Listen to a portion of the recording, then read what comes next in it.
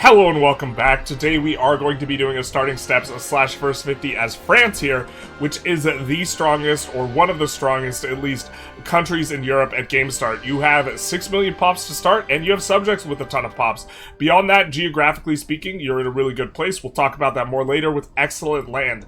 In terms of content, the big thing from France is that they have, in terms of tax, the best modifiers in the entire game. They get something like 20 or 30% burghers max tax, like 40% peasant max tax, and either 10 or 15% tax efficiency in total. Beyond that, they also have a very, very strong levy force at game start. Now, currently, with this pre-release patch, the noble levies are just, or levies in general for the first 3 ages are absolutely insane. I'm assuming they get toned back a little bit, but plus 100% noble levy size, on top of having a bunch of aristocratic trend and tending to get close to 100 aristocracy means you will have these massive levies of noble cavalry, and beyond that, or along with it, you do have cavalry power in age 3, so you will really be able to leverage quite a strong fighting force without needing regulars towards the beginning of the game. You also get this 20% army morale early on, which is going to make it so your guys do not run away. And beyond that, we have a ton of modifiers that relate to taxes. Now, as terms of, here's one of them, 5% tax efficiency. There's also a policy called 5% tax, which I think gives you 5% tax efficiency, but it might give you 10%, which would be a much less intuitive name for the, or much less intuitive, you know, modifier for the name, but it is going to be a good one here. We have some other modifiers here in terms of the advances. Nothing is too crazy until kind of the end here where we get the 5% discipline, but that's in the final age. So militarily speaking, you have the levies and you have also the army morale. It's a little bit curious to not see them have any unique units. Definitely a little bit of a foil with England, which England's main strength is their unique units in terms of the land force, although navally they don't really get the unique units. Now, you also have an enormous amount of government reforms and estate privileges that are quite strong. A lot of these are pseudo-duplicates, where you have the better version of the thing and the worse version of the thing. You do start out with a little bit of a nasty modifier here that needs to be overcome, so a little bit slow to start, but eventually you get going. You have a few of these are free modifiers, like this one, possible government reforms +1, and this is just one of the sources of peasant max tax. You also have a policy or a unique law system that gives you like another 20%, so you can very easily get 100% max tax on peasants, which makes serfdom incidentally not very good. So the trend towards it, even though that would be good on some countries to allow you to push it, is not as present. You do get 5% proximity, but you have very good land, generally speaking, that's easier to move through, so proximity cost reduction is a little bit less useful. But I think that the only countries that potentially have a better argument for better economics are ones that get enormous proximity cost reduction plus other things. France gets a little bit less of it, but overall still really, really strong from tax efficiency and max tax. We get a bunch of goodies in terms of really good reforms that feel kind of free, like this, early on in the game, allowing us to push centralization early. That is going to be something that we highlight. We also get, here is the burghers max tax estate that is quite strong. We don't really care that we're giving up 100%, but plus 20% max tax on burghers is one of the strongest modifiers in the game, because the burghers are always happy, so the max tax is always brought to bear. We have some goodies in here as well. Noble levy size plus 50%. That's on top of the plus 100% we get from tech. Really, really a ton of knights come out to play for France in the early game. A little bit of extra cabinet seat for a very big amount of power. I do think that you start off with this, so you will have the cabinet seat, but getting crown power will be a little bit difficult at the start. And then later on, you have this reform or privilege, which is quite nice. It's basically free centralization, just pure upside, because it actually decreases the power of the nobility, and then I think that this is just a bigger version of that there. And so a lot of stuff in here, a lot of stuff in unique laws and policies that is not present in here, but let's jump into game and get started on France. let's talk about our geographical position here. We already mentioned we do have a lot of pops. France does have the best of it in Western Europe, and you also have really nice expands into the Netherlands. The territory up there is really good. In addition to your territory being really good, really high farmland density. Some of the very best farmland density in all of Europe. You also do have almost entirely flatlands. There's not too much anything crazy or nuanced about this because it's almost mono land in terms of it's all looking the same, geographically speaking, and so you are just able to do a lot of push and control very easily. You do get unique buildings, and those buildings are in the capital, and they give you country bonuses, so you're probably just going to post up in Paris and just build around what you have going on. Beyond that, we do have rivers that go through. We can build bridges over the rivers for 5% proximity cost reduction. We upgrade them to a city. We can build a Panlock Canal for another 5%. So this combined with a really easy terrain makes it so that you can really push control quite easily as France, especially if you go land values, which I think is worth doing because this ends up being a ton of locations you can push into. As far as your expands go, do think it's a bit better to go into the Netherlands and or England. These lands are pretty good, and then on top of that, natural harbors wise, you're in a pretty good place. You have a natural harbor coming out of Tarnkarvel, which is probably going to be where you go out of 55%. Once you start stacking a few of the modifiers, you can get it up to 100% for a free going out, and then a lot of these are good enough that going into it, you're going to have a very significant reduction, especially if you get a couple modifiers. You don't even need to specialize into it.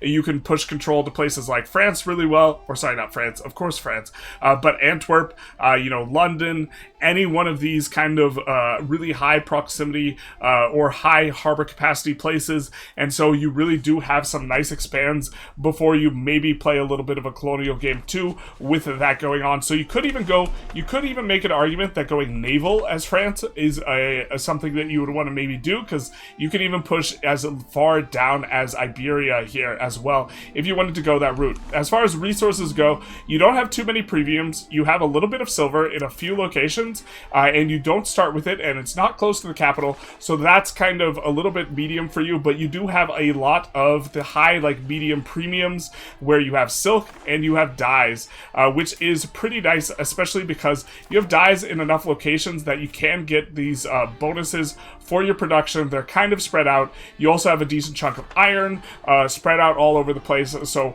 relatively good for industrializing. Little bit lacking, though, in the wool and cotton department. Kind of do wish that was a little bit better. Have some wool. I guess you're not really lacking in the wool department. This is kind of okay. They're just a little bit hidden down in the south. You kind of prefer a few more of these in the north, closer to the capital, really in this big pocket here, although you will be able to build the fine cloth with a nice bonus thanks to the dyes, as well as other things that use dyes as inputs. I think books? I'm not 100% sure. So the resources are relatively good, but nothing too crazy or stand outish about them. Alright, we'll start off in the budget, because this is where we have a couple of interesting things going on. First of all, we're going to reduce the Diplo-Splending slider to 0, like we do with a lot of runs, but we're going to need to upslide it because we start with a ton of subjects. We'll just see where we need to after the first month. Also, that's a lot to be paying on fort maintenance. That is a whole lot to be paying on fort maintenance. We are going to delete a lot of these forts. We'll be back with that. Alright, so we are back with around 2/3 of the forts deleted. We do leave several forts because we will fight a decently close war against England very early on, and so we leave kind of a line of forts towards where they might land or be able to make an ingress, as well as a fort in the capital. So we're still paying 5 on maintenance, but it is significantly diminished here. We also max out our cost of court slider, and also we are doing the taxes where we are just going to let it auto adjust. In theory, you can micro it up and it will be a little bit better, but it's quite a bit of micro to make sure that you are always gaining positive satisfaction gain while taxing as much as possible, but this is a thing if you wanted to pay attention to it. As far as our cabinet action goes, going for a fairly standard open here where we are changing societal values, moving towards centralization, and strengthening the government and increasing stability. I think that these ones that are kind of these countrywide actions are generally speaking really strong now, especially as Dev Province has become a lot weaker. Coming on over to our estates, we do have a couple of interesting things going on. First of all, we have a ton of privileges to the nobles, and That is a 74%. That is an enormous amount of power. Big driver of that is the plus 200% power here. That is giving us an additional cab action, but we also just do have a lot of government, or sorry, nobles privileges kind of slot in right now. With our cabinet action, we are actually getting 0.02 towards centralization, so we do have a positive trend, so that is worth noting, and we will look to increase that as we look to push that early. Here is a distinctive characteristic of us, which is we are getting minus max tax and minus tax efficiency from the outset. It takes a while to reform / get off of this, and it is quite painful early on. We also have the French feudal nobility, which gives us the unique subject type appanages, which we will annex over time, and it also gives us a ton of aristocracy and serfdom. I'm not sure exactly what the blockers are for this, a little bit of opaqueness in the UI, but I imagine at the very least we have to get rid of all of our appanages first. This isn't really worth the slot, but it is nice to have culture capacity and diplo capacity early. We'll come back to that, but just want to point out how things are in regards to our tax efficiency. We are getting absolutely crushed by our ancient French taxation and crown power here. This is really uncomfortable, so for every ducat we tax and take away, we are losing around a quarter of it. And so the first thing we're going to do is we're going to slot in onto getting treasury rights, and then we are going to go for our centralization trend things. So we want to have building roads in, and then we also want to have establish great works of faith, which is going to give us additional trend towards centralization, because this is the first thing we want to push. This is going to help us with the crown power, which we are significantly lacking. Getting this huge malices in here, right? We definitely want to get out from underneath of this. Look at the building upkeep cost as well. This is quite painful. The tax efficiency malice, all of this. And so we are also going to pull off the communal lands progress towards decentralization. We don't want it. This will make the peasant estate really unhappy, and so what we will do here is we were going to hand out common militias as well, and we are going to take a little bit of a look. Our satisfaction still low on the peasants, and we are not maxing out the tax on them, so I think we're also going to go free mobility for common people. Normally, it's maybe worth it to stay on serfdom and maintain a positive trend to serfdom, but first of all, we're still going to have a positive trend towards serfdom, and second of all, we don't really need this max tax that much, because we will have so many sources of it. So we'll give out the free mobility to the common people, really not hurting the nobles' satisfaction too much here. And so we maybe could even give out another privilege. We want to make sure we stay over 50 legitimacy though, don't want to go too crazy, but we have begun to get this trend towards centralization that's going to slowly carry us over there, especially once we do our first parliament. Maybe a point worth emphasizing here, but the cost to deslot privileges scales with the amount of power that they have. So it's very, very cheap for us to deslot peasant privileges. It is very costly and impossible for us to deslot a noble privilege at this point in time. For our reform, we are going to wait until 42 to slot in one of the better reforms, because we don't want to take the 20 stab hit over it, and we don't really want to use our one slot on one of these starting ones here, because they're really not that great. Although if we did want to use one, something to the, well, actually no, we just don't. Diplomatic traditions is kind of okay early on, because it gives you actually extra dip cap, but we are not going to be capped. So there are different levels of balance where France actually did want to go diplo traditions from the outset, because they were going over cap and there was no way to hit cap without it. But as it stands, we are going to be starting on our research here. And since we have enough subjects that I do think we are going to require spending of ours in order to maintain enough diplo capacity, I think what we're going to go for very early is going to be going, first of all, for not the monthly diplomats, but rather this, into the diplomatic capacity straight away. Then I think we want the monthly diplomats. Really do like this early, because it allows you to make moves without needing to pay for the slider. And then from here, we will probably see where things are in terms of whether or not we've gone to Renaissance yet or not, so that we can get started on our generic tree right away. So it's unfortunate that we don't have any of our kids in our court, but we do have the king here. We are going to slot the king in as a general. We are not going to fight with this footman unit. The reason why we are doing this is to get the 25% or the 12% It really cares about what percentage of the army it is. All right, it cares about what percentage of the army it is, so we will slot him in command of the regulars for 25% additional crown power, which is going to help out here. Once we unpause and we get things going, this will be maybe 3 to 4% additional crown power.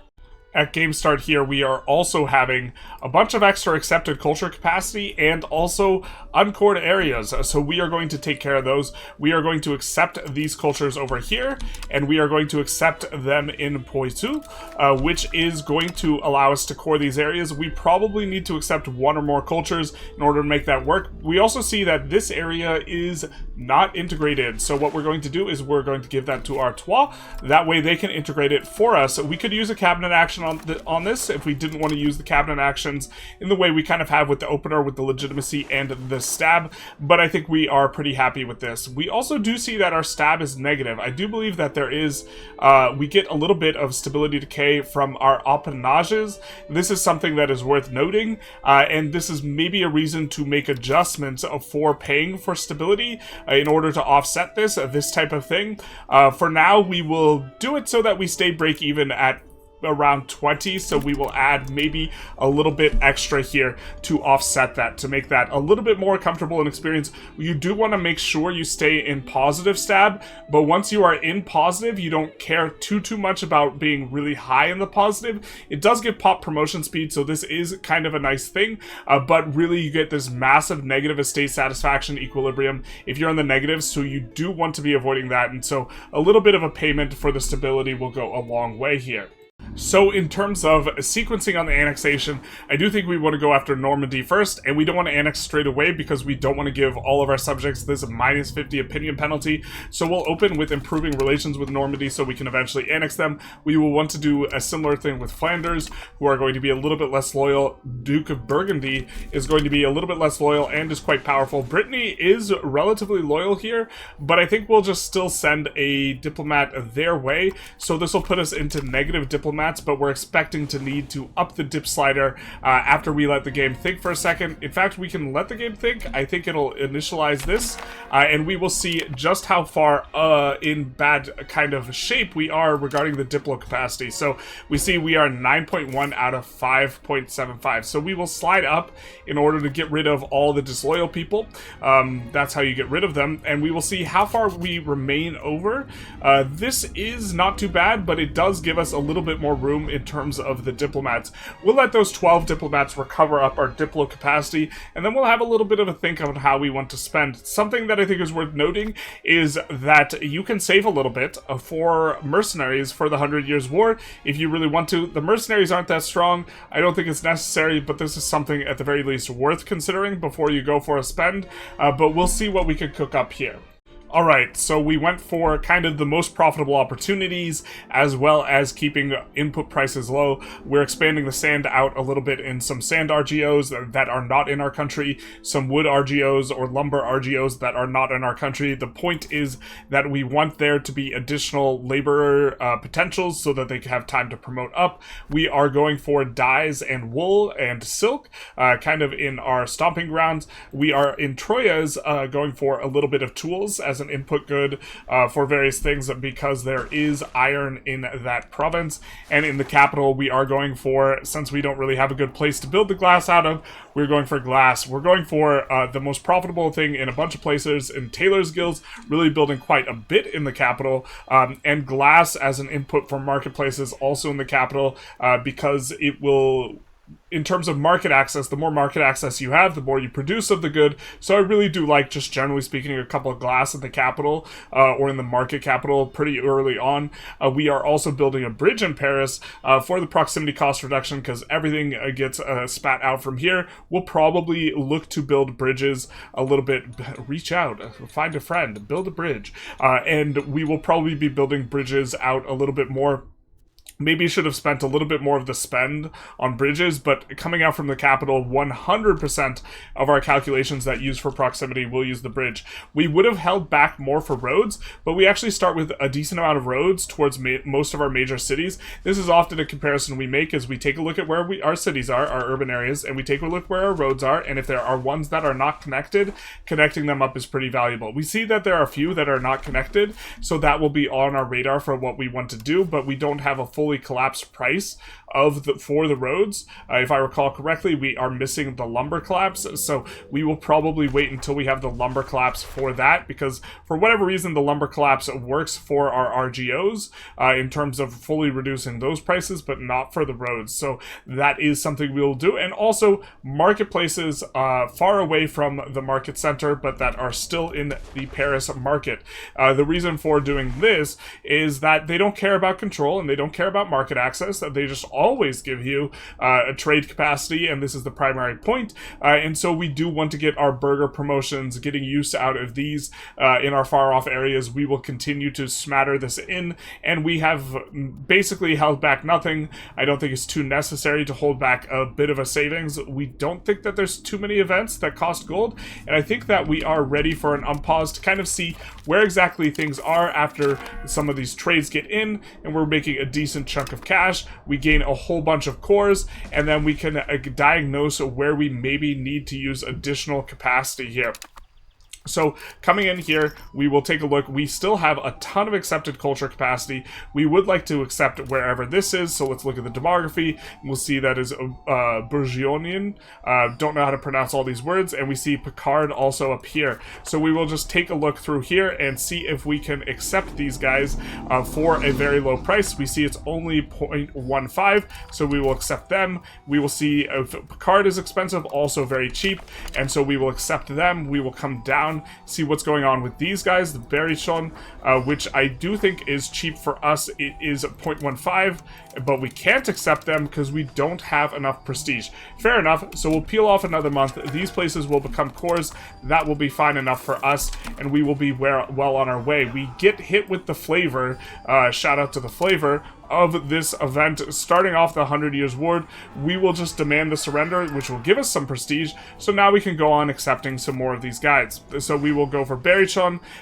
This culture is probably actually too small that we don't actually even want to accept it, so we'll just accept Berrichon and then maybe Gascon. I think Gascon's actually an expensive one though, if I recall correctly, so we might not go for it. Yeah, see, accepting this would cost 1, and it's just for one of our locations, so we won't do that, but Berrichon is going to be a little bit on the cheap side, and so we will have mostly cored areas. Something we have on our radar in terms of what we are going to spend on after we get a couple more roads down is going to be bailiffs.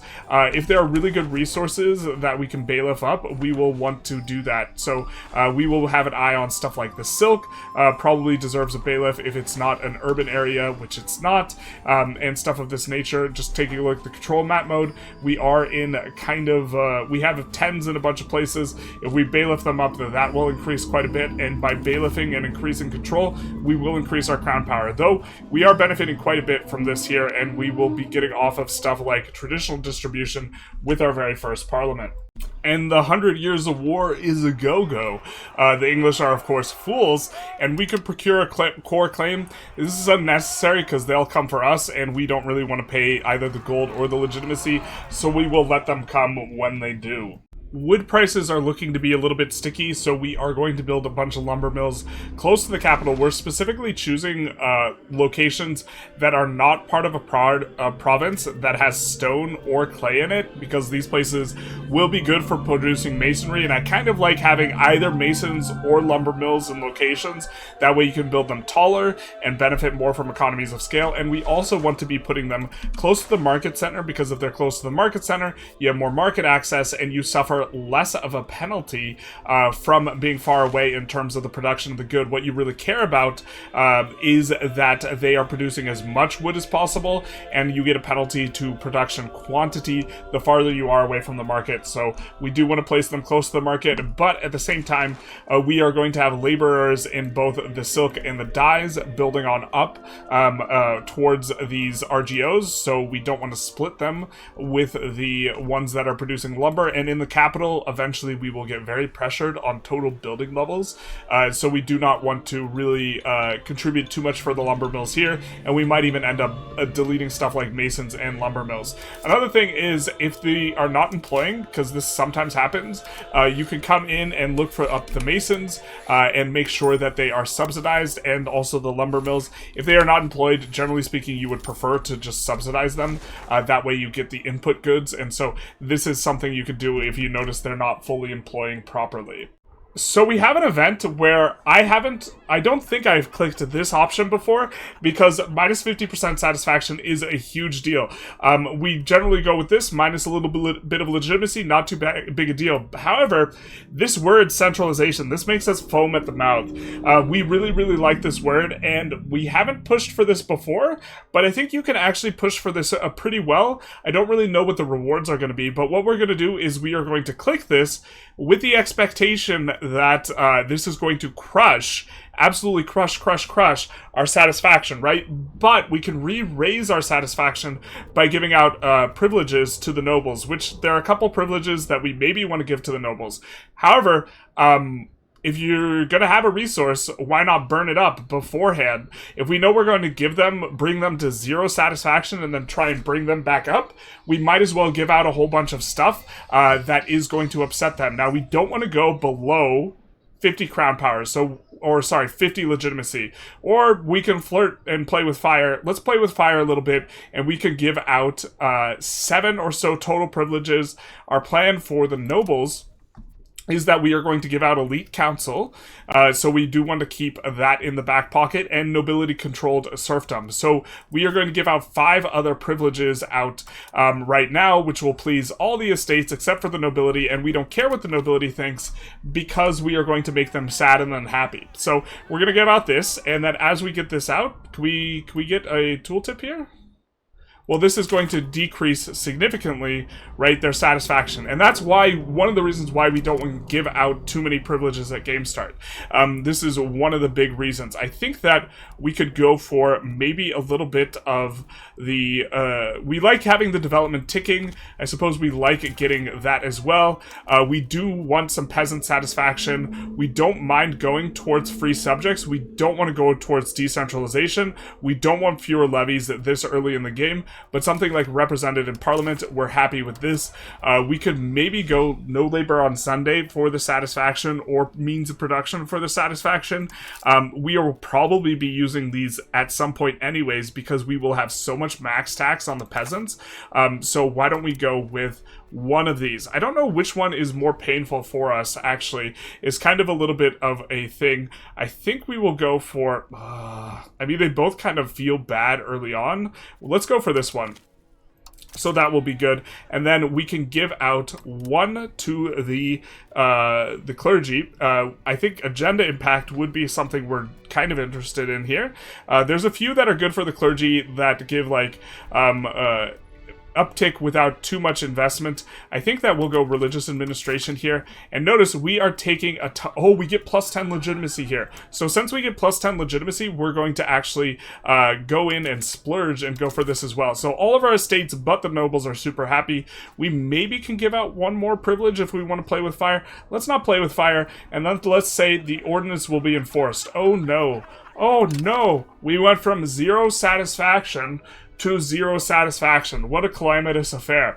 And then now that all this has happened, notice we have all these negative on the nobles, negative on the nobles, negative on the nobles. Now that all this has happened, let's give to the nobles elite council, which we wanted to give to them anyways, because with nobles this powerful, agenda impact for nobility is a big deal. And then let's also give to them, which we were going to give anyways, nobility controlled serfdom, because the peasant satisfaction decrease and the power not too bad a thing. And then now look, okay, they're a little upset with us, they're a little like, yo dog, what's going on? But they're not super pissed with us, and we got to put in a ton of privileges. Now this eats into our crown power, but the way the math works is that privileges effectively get cheaper the more of them you have, because the big modifier, or the modifier that is being applied to these guys, they stack additively, right? So if we already have plus 500%, then it will be a 6-to-1 ratio, crown power to the estate power, right? And then if you add another 100%, it turns it into, instead of a 1-to-6 ratio, it's a 1-to-7 ratio, right? And so this means that it is effectively cheaper the more of it you have, so we're going to get to put in a whole bunch of stuff. Looks like, does this automatically increase by us putting in, I don't remember them being that high on the rapidity there. Maybe we have to give them one more privilege, in which case we will dip down a little bit low. I do think that, is there a privilege that we in particular want to be giving them here? The patronage of the noble arts. We don't really care too much about artist salary. Let's go for this. And so this will make them a little bit happier. Hopefully this makes this go away. I wonder if giving out privileges just gives this. If so, we'll have a rev fire. And this might have been a horrible, calamitous mistake. I feel like, because once we increase, the rev does fire. Alright, well, a little bit late to the party on that satisfaction, eh? So we will go for, well, we now have a ton of burger approval, so we will get this to pop, and I guess we'll be fighting this now. So let's raise the levies and try and finish this before the English come for our heads, because otherwise this will be really awkward and we will need to restart. And so let's, well, let's go for it. So we will reorganize our armies. It's very convenient that very few happened upon the north. So let's come with these guys and reorganize them down to here, have them merge, and then have this little 3K stack come on over here. And we see the flags. The flags let you know where the capital of the province is. So we're just going to have him siege this down. In fact, what we're going to do is we are going to come here. We're going to go focus siege. We're going to click this, and then we're going to highlight this, and he will just siege down all those locations, and we won't have to worry about him. These guys can maybe link up, but they'll maybe get into a little bit of trouble. Let's have them come over here and have them merge, and so we will have a little bit of a time here.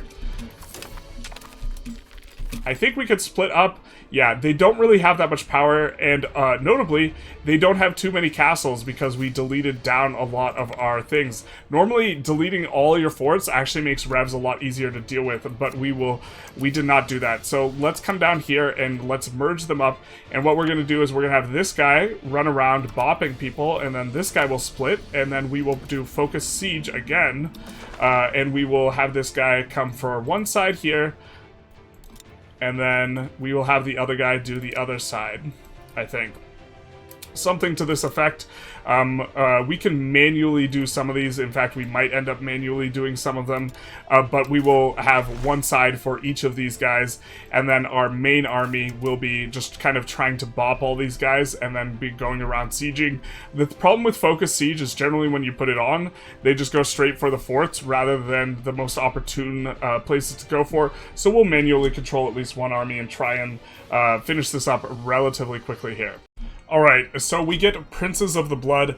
I think that we could just do rein them in, but the problem is this negative opinion might make several of them disloyal. We do want them to help out in wars versus England, at least at the outset. So I think we're just going to go for the very conservative one of going for maintain the status quo. This gives us a little bit more towards decentralization, which we're trying to push away from.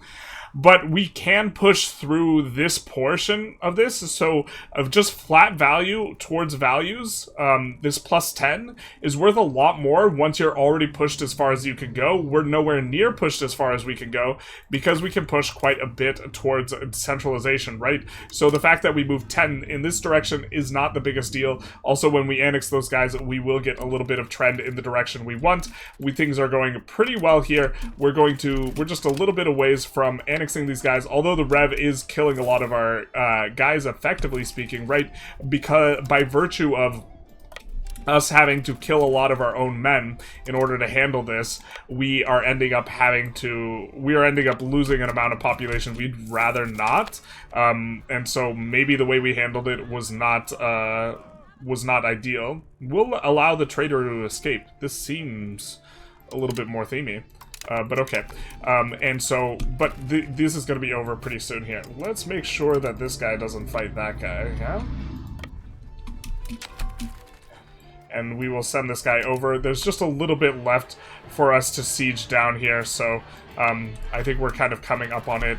Just 3 cities by the looks of it, or 3 forts, and usually they surrender before the last thing is done, so this will be pretty tidy. There we go. There is the surrender, and we can set down our armies, set down the swords, turn them into plowshares, and send this army back. We will unite it, and we will, of course, put in charge of it our leader again. Unfortunately, we don't have any more crown power characters other than our ruler, otherwise we would be able to make a lot more moves as it relates to crown power, but this is fine enough. So our income has come up quite a bit, and we are probably ready to go, so we're going to check and see what the road situation is in terms of the price collapse.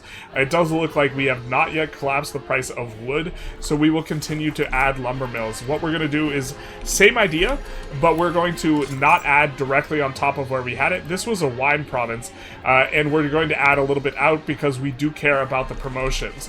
I do think that none of these are insane, so yeah, none of those are insane RGOs, so let's go for that. We don't see any clay or stone. There is stone up here, so we will avoid that, so we'll just hug up next to it and really add a whole bunch of lumber. This is one of kind of the difficulties of the Paris market, generally speaking. Lumber is a little bit difficult for you to source, and you end up having to rely on quite a few lumber mills. We'll also see what profitable buildings we can build as long as we have potential guys. I do believe the tailor is almost certainly going to be the most profitable option, and so we will be adding some of those there, as well as in nearby cities looking for other opportunities. So also, just wanted to note, the reason we're going for buildings instead of RGOs is twofold. First of all, we don't really have that many profitable RGOs to build. All of these are in our subjects, except for the silk here, which it does have some employment rates. But also, we haven't collapsed the price of lumber, so it is a slightly more expensive than we would like. Although this silk we could probably swing for. For the most part, the fully collapsed price on the masonry means that we will have better bang for our buck in cities, going for the really profitable opportunities, especially early on in the game where you do have the really lucrative tailor guilds, because taking a look at the market, everything is driven by supply and demand. So if we look up fine cloth, we will see that the demand is more than double the supply here, and the needs of the nobles are high. We also have a ton of nobles because we have high aristocracy, so this is really kind of stimulating and driving this really high demand for this fine cloth. So until we satisfy it, this is going to be way more profitable. Fine cloth has a base price of 6, but since it is much higher, since there's so much more demand, it's actually got a price of 12. So the PMs that are balanced around it being 6, which even then those are really strong PMs in general, are just super profitable when the price is doubled. You can see the price is coming down a little bit and then flattening out. It came down because we built a bunch, and then it flattened out because it hit a new equilibrium. We're going to continue to build profitable buildings. The price will fall, and then eventually we will get to the point where it's no longer the best thing for us to build, and also hopefully by then the wood price is a little bit better and we can expand these out. We are throttled, however, on our ability to build these things because of our city setup. We are building the fine cloth in a couple locations. We're building it here because we have the inputs here, so we will benefit from additional production efficiency, which is very valuable, especially early on, because we have silk in here, and we are also benefiting from over here having dyes in there, although not as much as if we had silk. Silk would be better. I think we do not have silk there, but we do have dyes here, and so we are going to be getting the dye bonus in there. So we are a little bit concerned with what is where when building these things, and also this is kind of one of the values of silk, is it really makes your fine cloth production better, and so maybe we're slightly underrating the fact that we have all this silk a little bit, because the PM for silk, if I recall correctly, is quite a bit louder than the car outside, and by louder than the car outside I mean to say that the PM is a bit better than what we will have for something like cloth or wool or this type of stuff, although we will be using these PMs as well because we don't have enough silk for everybody. And the 100 Years War is off and going. We got decked on. Now, defending is going to be a little bit easy as long as we bop their armies before they group up. If they manage to sail all of their levies over and they group up, it will be very difficult for us to win because England has really good levies. So we do have to keep that in mind. For the 100 Years War, in order to win this, we have to both eject England from the continent, or from the mainland, as it were, from the France region, and we have to own more than 200 locations.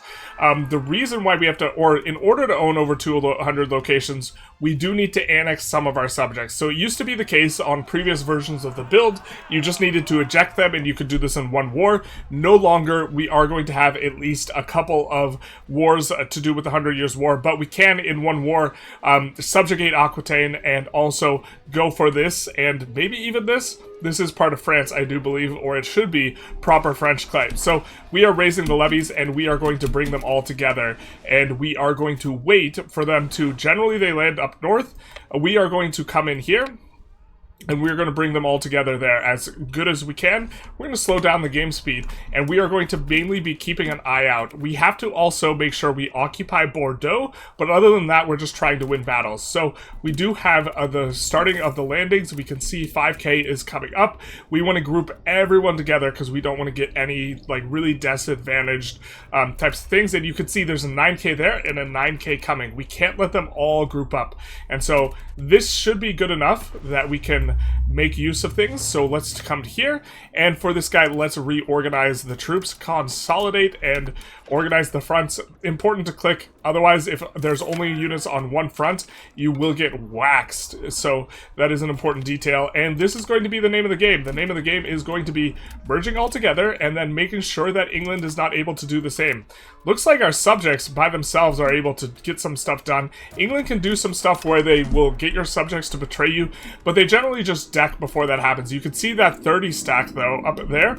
That is what we're trying to avoid. We cannot afford to face that down, so if we just wax these 7k stacks as they come in, this type of thing, we will be able to win a bunch of battles. Unfortunately, our subjects are doing a little bit of a landing, and they are going to get annihilated when they do that. I do believe you can change what they do though, so maybe we have them all defend territory. So in manage subject selection, we do have them all set to normal. I think we're going to set them all to defensive. Or maybe supportive would be good, but they're just going to stay in allied lands only. We don't want them to sail across the sea. This is a good way for us to lose battles, and the way that we win this war is by winning battles. That is the war goal. So we will be doing that with all of these guys, which is a whole lot of clicking. Really do wish there was a change all action. Is this change all? Just kidding. There is a change all action. Perfect. So that's going to work really well for us. They're going to retreat, or more than likely they're just going to get waxed. But after that, all we need to do is defend the coasts. Make sure that we are able to gain control eventually of Bordeaux, and then just eject them from the land. And so this is going to be pretty straightforward. As the England side, what you have to do is you have to make sure that you control the sea zone and get as many guys over as quickly as possible, because you will win if you have a 40 or 50 stack. I think England does have more troops than us, or they have the same number, but they have way better levies. So the war is going pretty well. We have had difficulties sometimes as France in the past, but if you're really, really proactive about making sure they don't land, then they just don't really ever get anything going. If you are having trouble though, you can use ask for larger levies when your first parliament does roll around. That's going to be unnecessary for us, and here is one of the joys of having a really, really powerful nobility. When we pick their agenda, we get a ton of support, or when we pick their debate, we get an enormous amount of support. In theory, there is some value to maybe going expand gravel road network for being able to push the centralization, but we are fine not doing it for now because there are a bunch of laws that we want to change, and we put a higher priority on that. Whatever we roll here is going to super inform what we can do in our parliament though, because as you can see, agenda is informed by how happy these guys are. It's actually kind of nice that we had a little bit of a rebellion, because that's the only way we're going to have this level of support. So we're probably going to be able to change 3 to 4 laws here, and so we're going to have a little bit of a digging around at our laws and see what we don't want to change, or what we want to change, other than distribution of power, which we definitely want to change. So we actually have an interesting incentive structure as France that makes me want to go a law that I haven't gone before. And so I thought this was a little bit interesting, is that we will have a lot of extra max tax bonuses for the bourgeoisie and also for the petite people. Oui? You see? So with this, we maybe want to tax the nobles more. And also, on a recent patch, the nobles just actually get a bigger chunk of the money with kind of recent changes. And so being able to tax the nobles more is useful. Right now, we can't tax them because the amount you can tax them scales with their power. And yeah, that's a little bit awkward. So, with this in mind, our first law change is going to be distribution of power, and often this is our first law change on almost everyone. And the interesting thing is, I think actually favor the elites might be reasonable for France.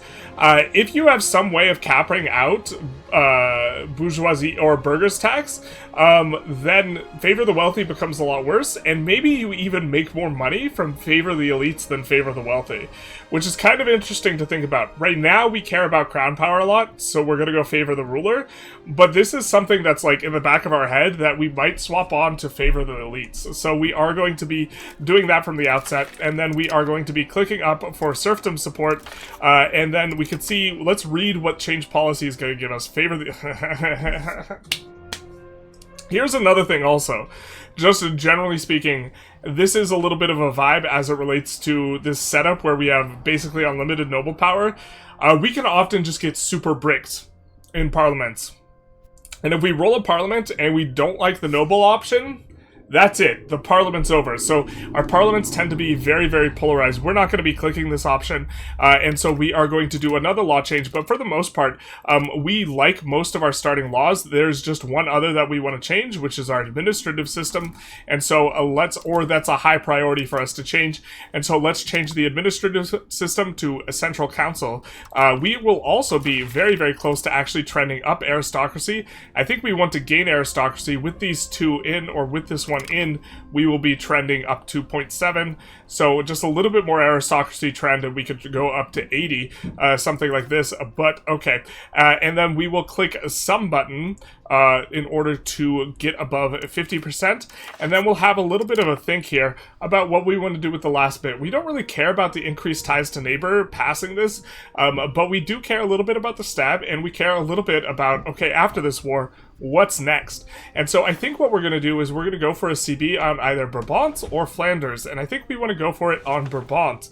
We're going to see what their allies' kind of defense alliance structure looks like here, and it doesn't look too strong, so we're going to go for Fabricate Casus Belli, and we're going to go on Brabant, and we're going to go for, let's say, Brabant itself. It looks like they all have... Let's go for Antwerp. We're just kind of looking for a place that doesn't have a fort, but they all have forts, so it's not going to really matter here. And then that is going to be our first parliament out of the way. And then this war is mainly going to be quite a bit of waiting. Once we occupy these guys, the cost should go down, but it costs more than it used to in regards to going for Aquitaine as a subject. Sorry for this one. We have to go here. Getting them to be a vassal or a fiefdom. And while you occupy people, this does tend to trend down in price or in value, because they lose control generally. Lack of control makes it cheaper to subjugate people, and also it will get cheaper from lack of control in 2 years if we wanted to wait out the war as the age kind of ticks up, which is a little bit of a thing. So as you move up, you get less cost based on control impact on war score minus 20%, so their lack of control would start to impact things if we just wait a couple of years. And so I think we could kick them off of the mainland, or off of, the France proper in just one war, but we might have to wait 2 years to be able to do it, and just kind of wait about. But yeah, we're going to continue to shuffle, kind of try and be in between these two fronts, and just dodge and make sure that we go after this. But this is pretty much over in terms of the scary part. Now we just have a 45 stack, and they only land 10k at a time, and so they're not going to meaningfully ever really do anything here. I guess they're unlanding that, but that's going to be fine. So we do get the Age of Renaissance pop.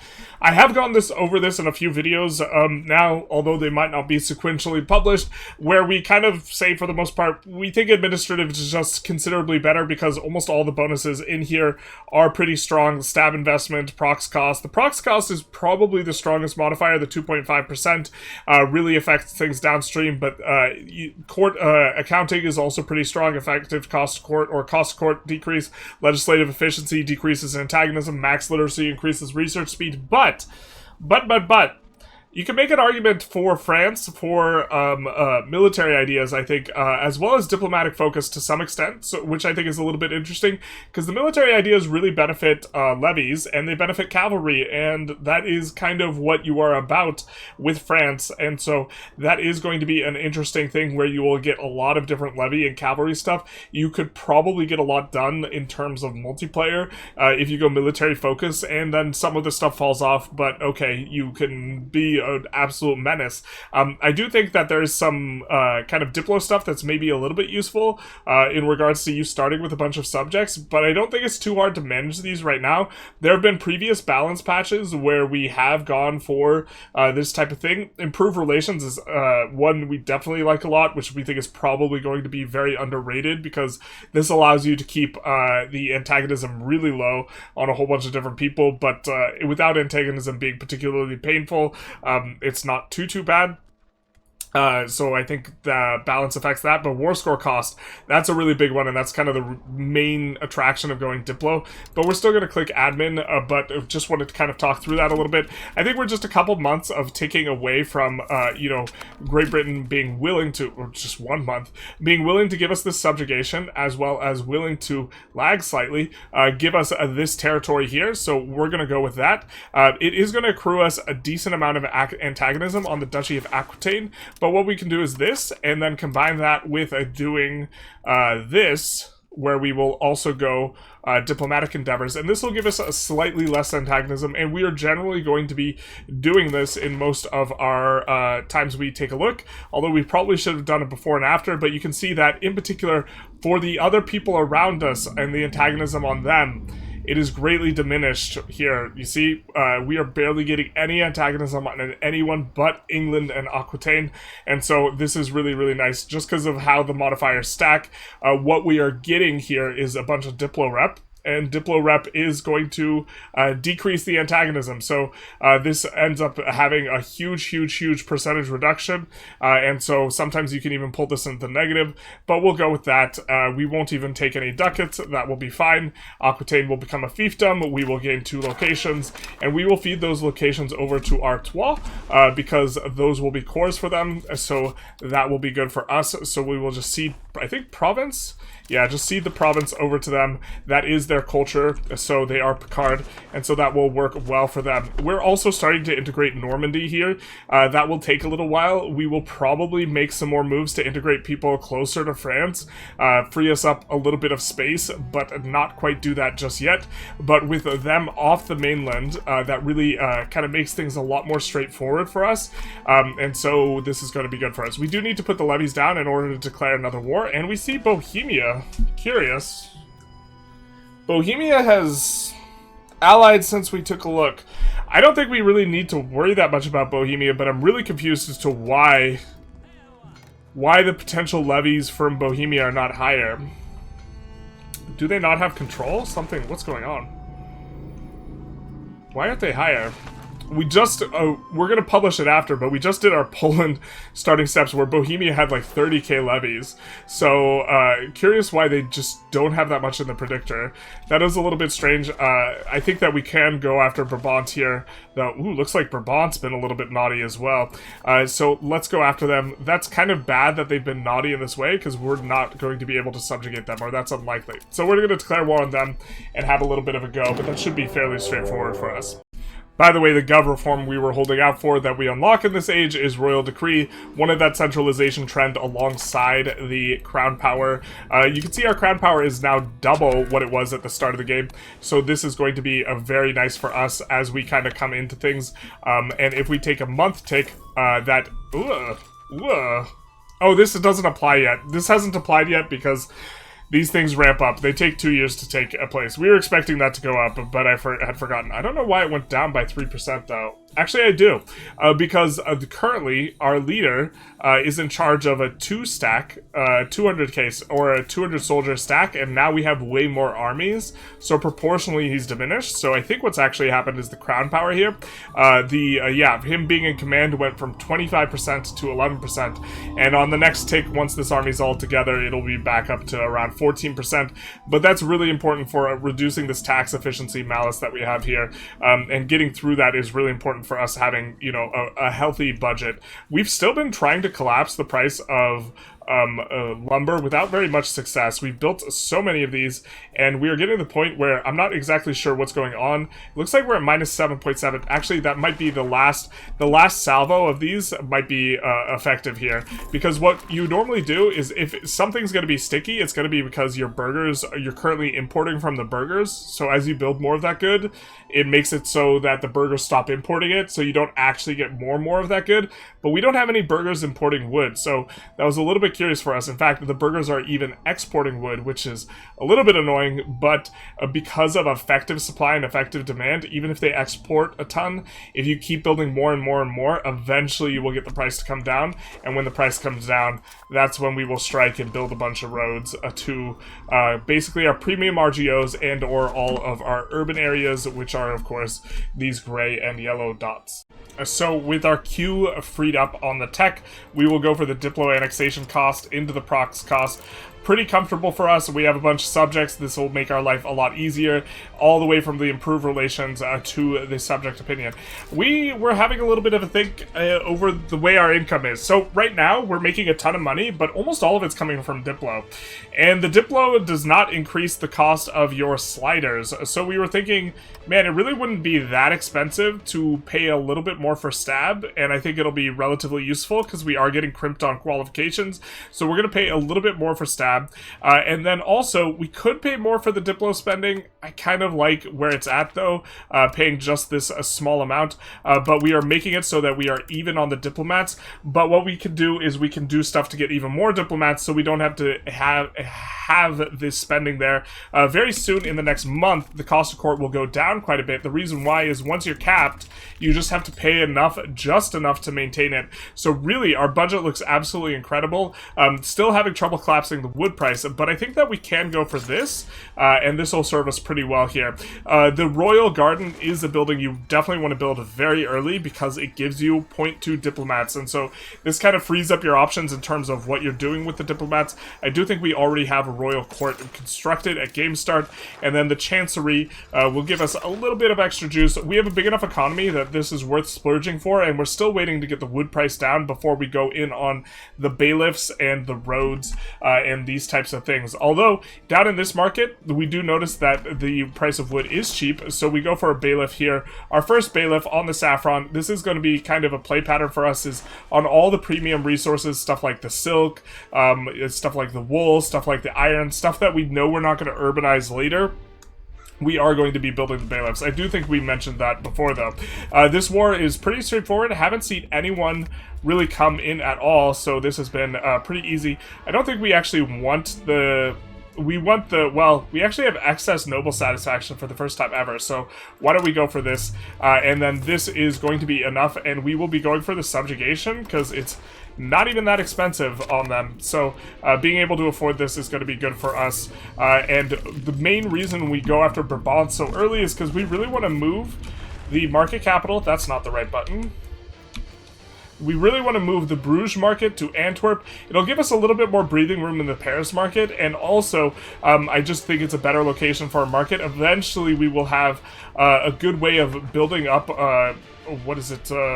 control in this area, because it is a really good harbor, or it has a lot of harbor suitability, so eventually we'll be able to go from here to here, and then if it is a market, we will have both a lot of control and a lot of market access here, and it'll eventually be a nice little hub for economic activity for us. So with our next parliament, we go for Navarra. They're going to be useful because they do have claims on Castilian land, which will allow us to fight Castile if we want to. And we're in a little bit of a weird spot where we don't really have very good uses for our support. We could get a CB on Provence as well. This is maybe okay. We want to kind of keep the antagonism down. Well, to be fair, the antagonism's regional. YOLO, let's go for Brabant or Provence as well. We don't really need support that much. We have most of our laws in place, or at least laws in place until we get a bunch of centralization, at which point we will change our court off the aristocracy one. And we also want to peek underneath what the nobles are offering here. It's not that we want the serfdom that we're clicking here, or that we particularly need the support. We want land value trend, and we can get that from the nobles. We see that there isn't any of that underneath this behind door number 1. We could change from same religious group, but we'd rather not eat the stab. We'd rather just use law change here. And so we'll have fun farming estate just pass and us not lose 7 stab, and that'll be all well and fine. We could also, with fund farming estate, get a really big discount on the farming stuff. Wow, holy lag. But also, you can see here, just a cost of 22 is going to be basically a 50% reduction. We finally collapsed the price of lumber, or the price of lumber has been collapsed for the RGOs for some time now. We did cave and build some roads, but we are going to find the farming and expand out a lot of the good farming stuff. And so what we can do is we can come in here and we can sort by farming in order to do that, and then use the RGO builder. We could mass build if we sort by farming first, because it unsorts it, and then we can just delete any sort of expansion that is done in subjects territory. There was a 53 in there, so we do have to filter by market. So let's filter by the Paris market and make sure we expand only in there, and then the ones that are 33, those are in our subjects, but we will cancel those in the queue, and we'll just expand out all the way. So that'll work well for us.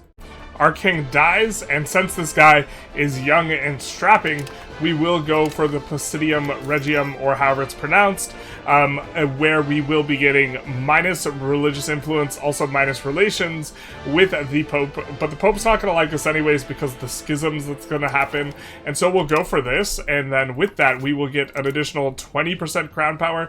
We will put on here, we're having our subjects fight this battle for us, but we'll put in here our only army and our only crown power guy in to command this army, and so we should see...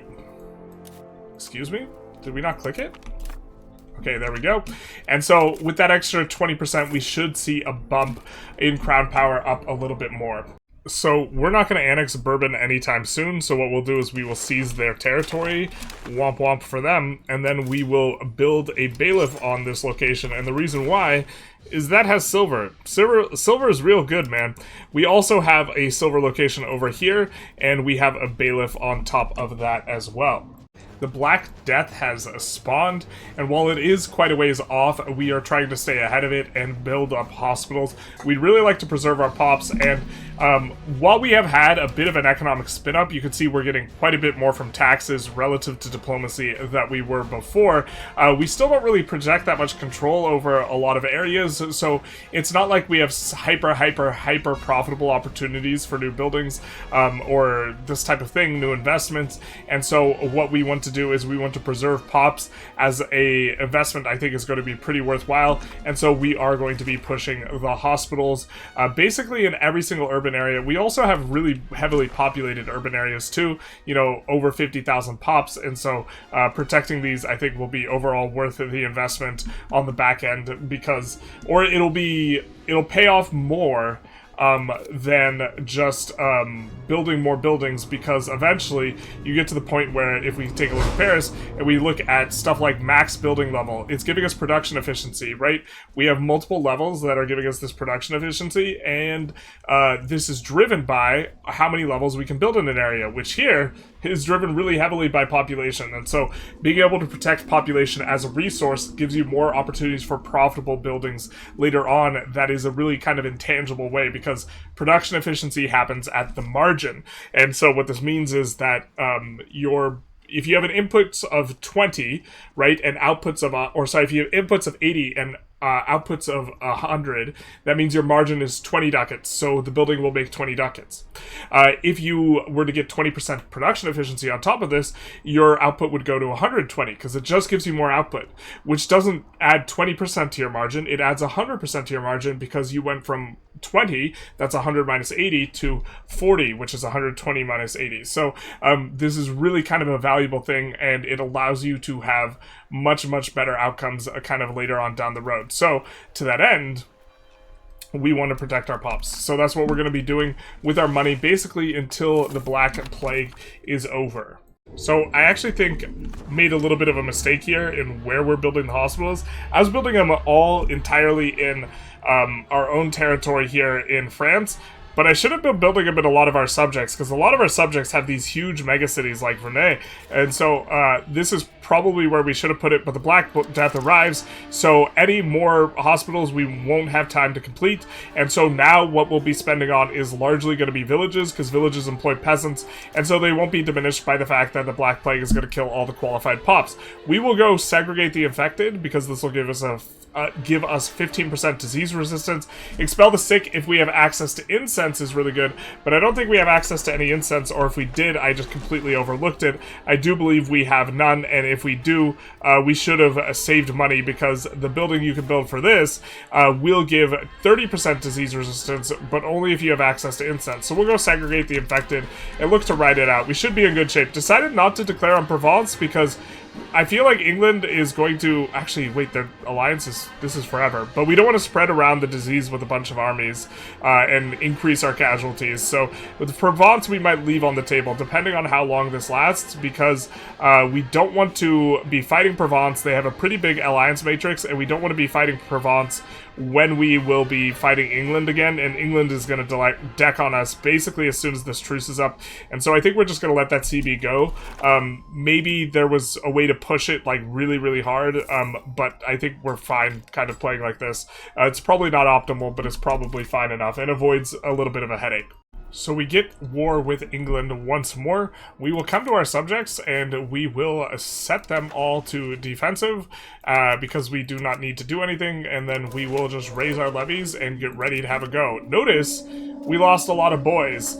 They're outside in the car outside, the loud car. We lost maybe 40% of our pops, so of course we lose 40% of our troops. We will raise up the levies and just brace ourselves for impact, and by impact I mean the soft thud of the English troops bouncing off of ours. You know, the squelching thud, perhaps, but they're not going to really be able to gain a foothold very, very easily. We do want to make sure that our subjects are loyal, though. This is kind of an important detail, because otherwise they'll be able to separate piece them, so this is something we want to be cognizant of, and we also do want to prevent the landings from occurring. So it doesn't look like, well, they're kind of getting in, but they're also kind of not. So let's merge them all, merge to biggest, and then start sending this guy over to deal with them. And this is going to be, yeah, we're going to be just fine here. We're going to unoccupy that. And I think that we're just kind of looking for a white piece. We can't take anything else from them for the most part, other than gold. And our war goal is to win wars, and that should be fairly straightforward, except for, I guess they maybe won naval battles to kind of send that against us, but we will be able to stop them from getting in here pretty easy, especially because they have no footholds, no forts to hide behind, to land behind, and so it'll be interesting to see how this shakes out in multiplayer, because your inability to land all your army at once is a pretty significant thing. I think you're supposed to bring up all the levies and do everything you can, but even then I think you can only transport like a third or half, and if the French army's waiting, you'll run into a bit of a bad time, but it's already a bad time for England here. So as far as tech goes, we're going to go down the right side of the tree here, getting maximum RGO size food production, maximum RGO, and most importantly, the upgrading to cities and towns. We've started to upgrade a few cities and towns. We'll also go literacy the burghers, because that does help with development. We have been largely focused on like infrastructure, trying to improve proximity to the capital. You can see a lot of places don't stretch. You can see some of the bailiffs we have been building as well. The infrastructure generally is less steep on the qualifications requirement. We're still reeling from the Great Plague kind of attacking our qualifications, so building stuff like bridges and this sort of thing will help out, but also upgrading stuff to cities.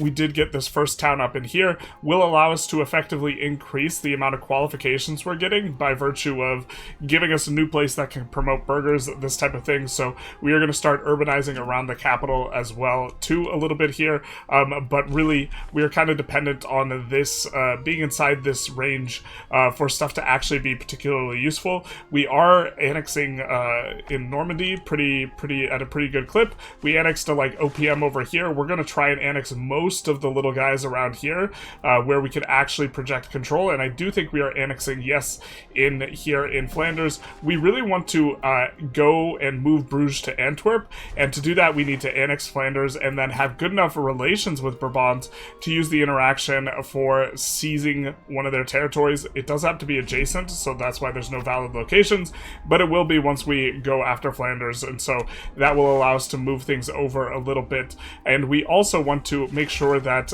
we get a good sort of route on over to Tencarville as it relates, because they have a good natural harbor. So us building along the rivers, cities for padlock canals will give us the best kind of projection of control that we can eventually use to connect up to this other market over here. And so we're a bit focused on that because even in the capital where we have the most promotion speed, we are still not promoted all the way up to max burgers. We are going ahead and expanding scriptoriums quite a bit though, specifically in areas where we have dyes, because it is an input on the dyes, and so those places will have a production bonus there, and we have a few dyes available. So we got some stuff cooking on, but we're mainly just kind of recovering, doing our thing.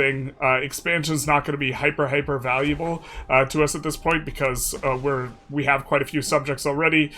We're trying to annex them, and this is where we can project our control, although we probably will go for Provence in the near future. Experienced a bug where we got a CB on Hanuit, but we can't use it, so that's also a reason why we are not expanding as much, because they are part of a union, but it's not part of our union, so it shouldn't matter, but it does.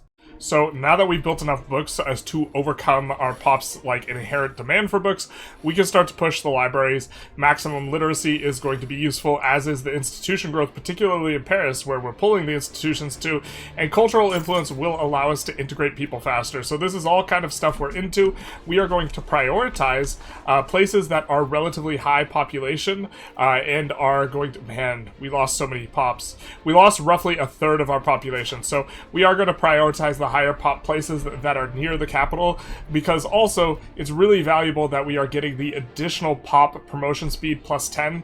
The base value is 10, so this is doubling the promotion speed. So this is going to allow us to build in tight close to the capital, which is, you know, kind of our plan because of course this whole situation here.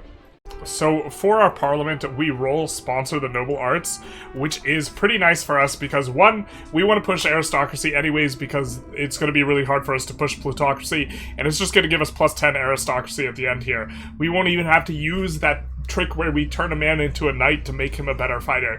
And then secondly, we will also get a huge satisfaction recovery on the nobles, and so we use this opportunity to give out a ton of estate privileges, 2 to the bourgeoisie, 2 to the clergy, and we will still have a really good approval on the nobles, and they will have a come up of about 20, something like that.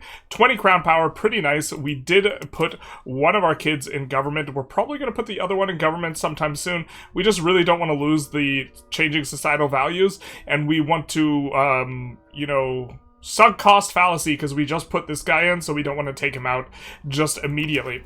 For this, we also do roll up support for land focus. This is something we're looking for, just generally speaking, and one of the reasons why we're going to keep peeking behind here.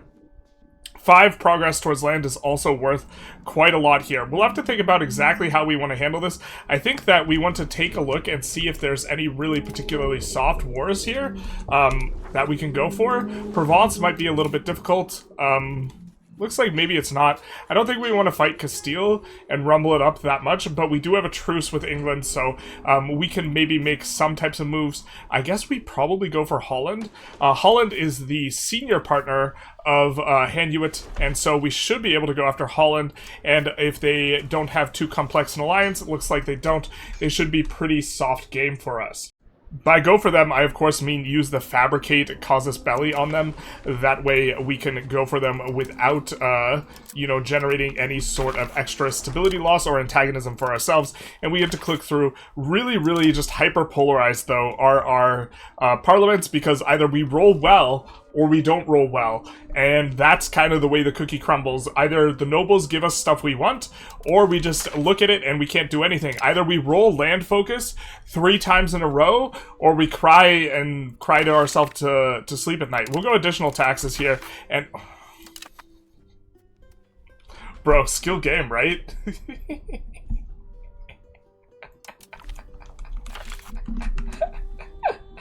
So in theory, you could actually probably influence that and force parliaments you want. In particular, an example is you can roll a parliament that helps you to integrate areas that are conquered that you're currently integrated. You can only roll this if you don't have provinces integrated, or if you don't have locations integrated.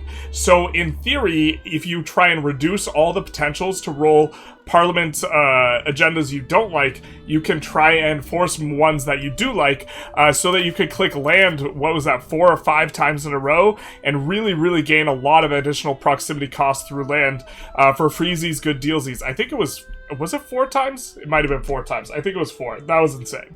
So after a little bit of a scuffle, we have subjugated most of the remaining lowlands. We do have Gelre to go for, and we do have Lune to go for, but Brabant, Hanuit, and Holland, all subjects of ours, and Utrecht. So there we go.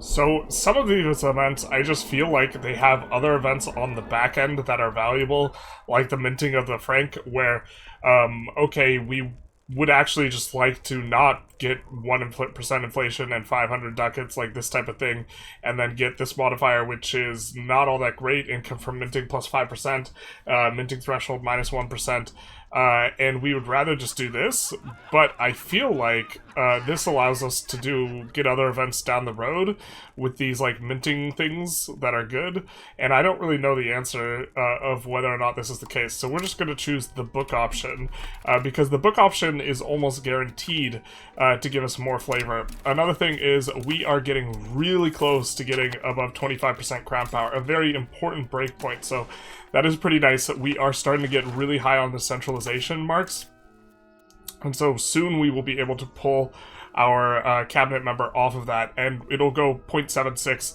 towards centralization when we do this next parliament. So either this parliament or the next one, or probably by next parliament, we will be in pretty good shape. Now, we haven't been using a lot of our support, so we don't necessarily have to do this plus 53 support.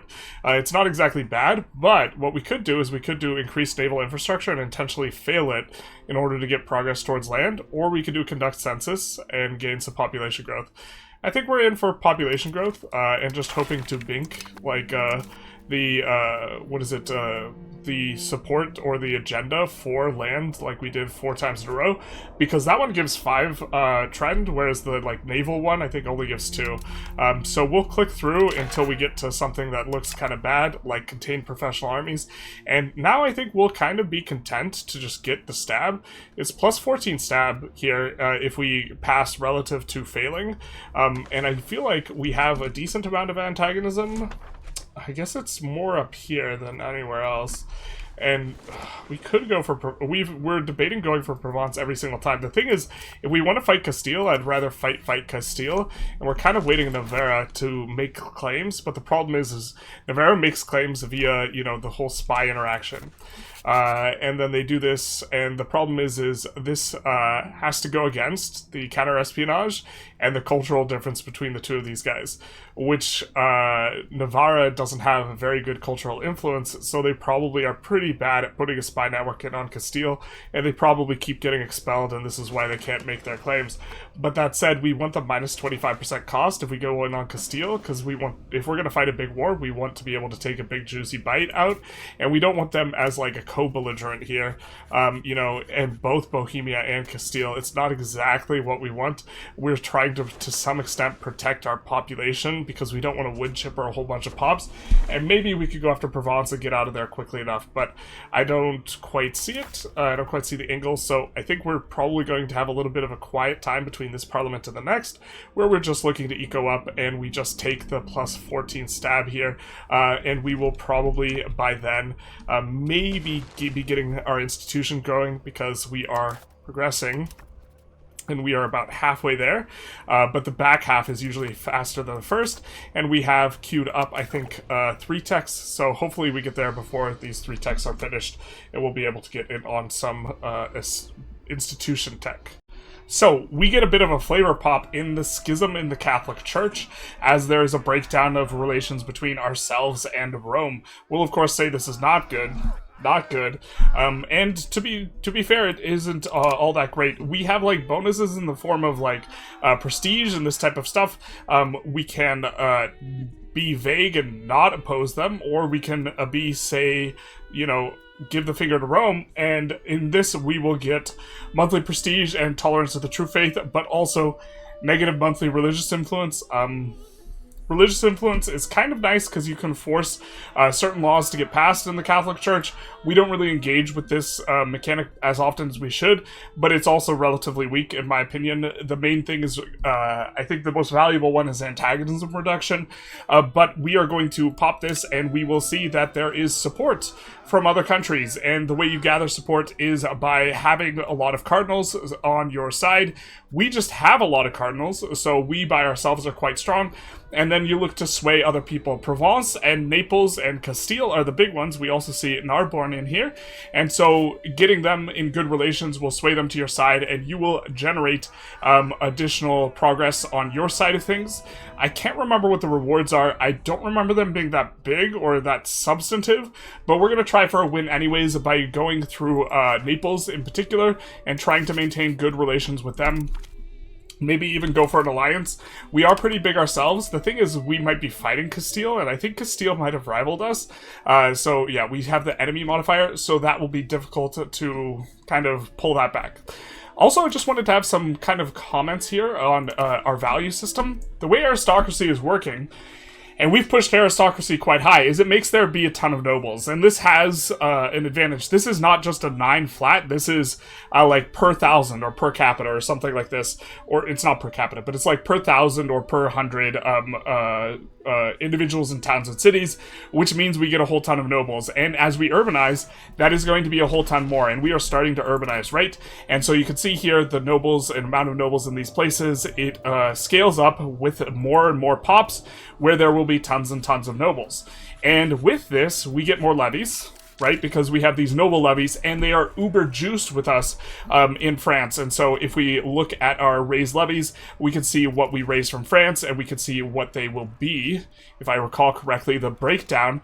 And we can see that we will be raising mailed knights, right, from the nobles, because we have a lot of noble pops. So the more noble pops you have, the more levies you get, and the more aristocracy you have, the more of this we will get. So that's kind of like thing one. And then thing two is an economic in nature type of thing, where, if we take a look at monthly income, incidentally, smaller than the taxes, they kind of solve this by giving more portion to the nobles. Before it used to be way out of line, but they're still buying more than they're getting paid. But if we take a look at what they are buying, this is creating buy orders for these things, which means this is stimulating our economy because the prices of these things go up, and as the prices of these things go up, we get more opportunities for profitable buildings in fine cloth, or RGOs producing fur, horses, salt, or in jewelry, this type of stuff. And so we get more opportunities for profitable buildings. And to that end, when we think about values, I do think now the way it works math-wise is plutocracy will give you more overall stimulus, because even though burghers buy less than nobles, there's quite a bit more burghers involved when you go full plutocracy. But what you don't want is to be in the middle. In the middle is bad. And I think as France, we kind of have to commit ourselves to the left, at the very least, in the first 3 ages, when levies are still really good, because we just gain so much benefits from them. We get to have really, really stacked armies, which when you have really stacked armies, you tend to lose less troops, this type of thing. And so I think it makes a lot of sense for us to go full aristocracy for both military reasons and economic reasons. The expected cost of court, this is a little bit nasty, but this is even helped out by some of our mechanics in so far as France goes, because we get a lot of flat legitimacy from having appanage subjects. And if you look at our flat legitimacy that we're getting, let's call this 0.2, 0.3 total, 0.46, 0.76, 0.85, and then just over 1. So we actually are paying, I think we actually should be paying 0, or very near 0 for our cost of court, because we have so much gain. And so one of the drawbacks of these value system, right, one of the drawbacks of aristocracy is this increased expected cost of court. This can actually get to be a pretty expensive modifier, and very often on the sliders, most of what you're paying is cost of court. We don't have to pay that ish because of various factors. Now, the appanages are going to have other effects in terms of increasing costs for us, like increasing our stability drain, and some other stuff like this. I do believe we have negative from appanages in here, appanage subjects giving us additional stab decay, so roughly 3/4 of our stab decay is coming from the appanages, but this is an aspect of what we have going on with our budget, right?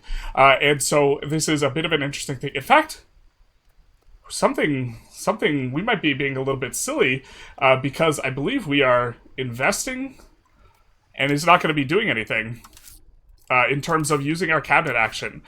So this gentleman who is strengthening government, this might actually not be doing anything. Let's just move him over to Dev Province. I'm not sure we really would like to Dev Province, although it's not terrible to do that on your capital, because this will decrease your cost for exiting. And okay, this does increase the cost of court very, very slightly to 5.17, but overall, this is something we are saving a lot of money on, and it is a little bit of a synergy with us going aristocracy in particular. So we are going to continue going aristocracy, and everyone also knows that making a man a knight indeed makes him a better fighter. So let's find a character and just show off this interaction. It's kind of unnecessary for us to do it, because we're trending towards it anyways, and we'll probably get an event or something like this. But what you can do is you can ennoble people, and this will cause our nobles to lose satisfaction, but it will give us 5 trend towards aristocracy. So we can just cap out the aristocracy now. We'll make him a knight, and that will indeed make him a better fighter. Oh, wait. He'll be granted an aristocratic title and elevated. Oh, does this grant him land? Let's grant him that. Okay, so it just gives him a title there. It doesn't grant him the actual land. But that will have completed the push towards aristocracy. And so we also get the benefit of a ton of discipline. So a lot of other countries, if they are incentivized to go plutocratic, which is the case if you've been watching a lot of our other starts, we have gone plutocratic, largely because you have to combat the nobles early. They also won't benefit from the discipline like we do early on. So we have the combination of tremendous levies that synergize with nobles, a ton of extra nobles because we go aristocracy, and a ton of extra discipline. So it does all kind of wrap together in a nice, neat little bow for France here. Also, just a quick note, we are promoting guys to nobles because of the increased capacity on aristocracy, and we will keep promoting until we hit the new cap here in Paris. So we do pick up our first institution. We're just going to embrace it right away. That way we can queue up some stuff. And I don't think we're going to get any more... Before we finish this tech, I don't think we're going to end up getting much more spread such that this gets cheaper to embrace, something like this. So we will go ahead. And that is 31 stab. So the appanages are hitting us right in the stab to some extent. I do think we raked back some of the stab spending. Maybe we can ramp it up a little bit, considering we're getting so much income from Diplo that relativistically speaking, this is kind of feels like a small expenditure compared to what the stab slider normally feels like, because our economy is really warped by that type of thing. And then we will go and come in. And here's the thing. Generally speaking, with this current patch, I'm not sure that this is the patch that's going to make it to the release version, but as it stands, standing armies kind of are just really, really bad in the first, second age, and to some extent in the third age. But we could use some new men-at-arms, and this also unlocks for us a new unit. I'm not sure exactly the way the maths, but we generally have a power spike as far as peasant levies go when we hit the man-at-arms, although this is going to be not the... we're still going to primarily benefit from cavalry levies. To that extent, actually, we may even want to go aristocracy. Because this gives us better levies. We haven't really gone through this play pattern too often where we are going for this, but this might be something that intrigues us. Either way, we will need the armories. We'll need the armories in order to go for a standing army. So we're going to pick that up first, and then we will need the gunsmith and the cannon maker, unless we want to go 2 ages without being able to produce those goods, and we will also want cannons. And I think what we're going to do is we're going to actually have a standing army out of cannons, but what we're going to do first is we're gonna have a little bit of an experiment. We're going to go for this kind of at the outset. I don't think we're getting off of what is it, a monarchy anytime soon. This is locked in on monarchy, so if we get off of monarchy, it will get bricked. And then actually, let's go for the cannons. We will go cannons. No, we can't go cannons second. We don't have enough manpower to use the cannons, so let's go armory into cannons. And then we will just have a standing army of cannons that will help us to siege down places, and we will have a levy army of plated knights, which will synergize with what we have going on, because the plated knights do get raised, unless I'm mistaken, from the nobles here. It doesn't really show in the UI, but this is kind of what we're working with. Also, you can see here one of the penalties of using levies is the decreased discipline, but that's fine enough for us. And so this will be what we have, and then hopefully that will keep us, hopefully by the time we get all that, we will have banking spread, and we can go in on the banking tech, because we would rather go banking tech first, considering militarily no one can really oppose us, and to the extent someone can, we're just not fighting them, because we don't want the inconvenience / loss of pops without sufficient upside, without being able to take a lot of stuff from them, without having the right CB, as we kind of discussed earlier. And our subject is dragging the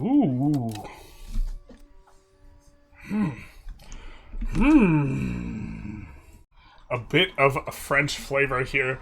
The fouage tax, or however this is pronounced, we can levy it for the crown, which is probably what we'll do, which enacts the fouage tax, which gives negative satisfaction equilibrium, 10% max tax, and minus expected cost of court. Now, to be fair, we're not really even paying the expected cost of court, and we kind of don't actually want our leader to get greedy. If I recall correctly, this is kind of a nasty one.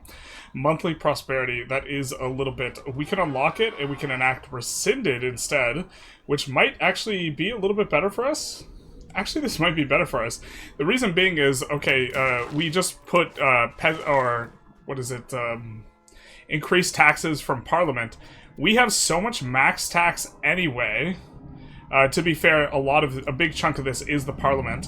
But even without the Parliament is only giving us a 25. So without the Parliament, we would be 59% max tax, and our current tax is not even remotely close to it. So we would like to unlock this, but rescinded might actually be better for us in the short term, because this actually will let us tax more by virtue of giving us more peasant estate satisfaction equilibrium. However, we are having this Parliament is really, really big for us, because this is our final push towards centralization in Parliament.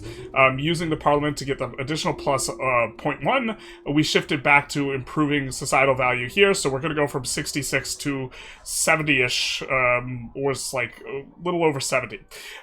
After which we, at the very end of this Parliament, we are going to switch laws, and we are going to get off the ability to push this.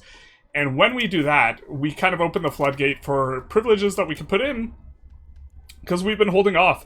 We've been holding off of this, which gives decentralization, because we want to maintain maximum centralization. And we've also been holding off on this, although I don't know if we want to pull the trigger on this. That's a lot of decentralization. But the point is we have another 10% peasant max tax, or peasant...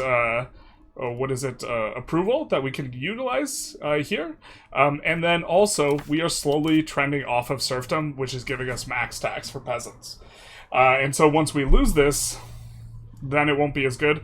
And we are going to be getting off of it, I wouldn't say quickly, because we don't really have that much trend towards free subjects, but we might acquire more trend towards free subjects. We could even do this for the rural attraction. I don't think it's going to be that good. And so... levying it is somewhat attractive. I think we'll pause the implementation for now, but we will probably switch to levying it sometime in the near future. And so we will forgo this 2.7k in exchange for not getting this guy greedy, because I don't think we want that as a character trait. How old is he? He's 45. I guess he's kind of old. Let's just levy it. I think long term we will want it levied. And so we will go with this, and then we will grant that, and so we will be able to change 2 laws, although I don't think we have 2 to change, but we are going to wait until the end of the Parliament, because by virtue of waiting to the end, we can get the few more ticks towards centralization that we want to get over 70 here, which is what we're interested in. Is this going to take us over 90? It is going to take us over 90, so we might have to take a look at our laws and see what it is that we maybe want to change as the other one. Okay, I think what we want to do is we want to get off of either air religion or off of censorship. We're going to go censorship for... Actually, let's do air religion first. We will have them switch to any religion. Then we will click this up because this is taking us over 50% and we don't want to overshoot or you don't want to bump 100%. You want to always spend before you hit 100%. And so we will do this. We will get a couple more of these and then we will get one of the strongest laws that there is. I think that we can't afford to eat the 5 support loss unless we go conciliatory, which we don't really mind doing. So let's eat the 5 support loss, go conciliatory. We don't mind also rolling a little bit into these guys, so we are a little bit over.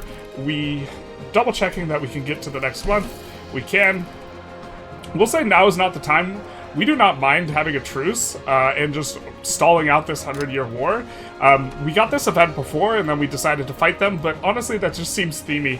It seems more worth it for us to just eat the prestige hit and just wait for these integrations to happen and then we will win the 100 Years War. But with that said, now it is time to change onto the very strong, very, very strong court custom of itinerant court.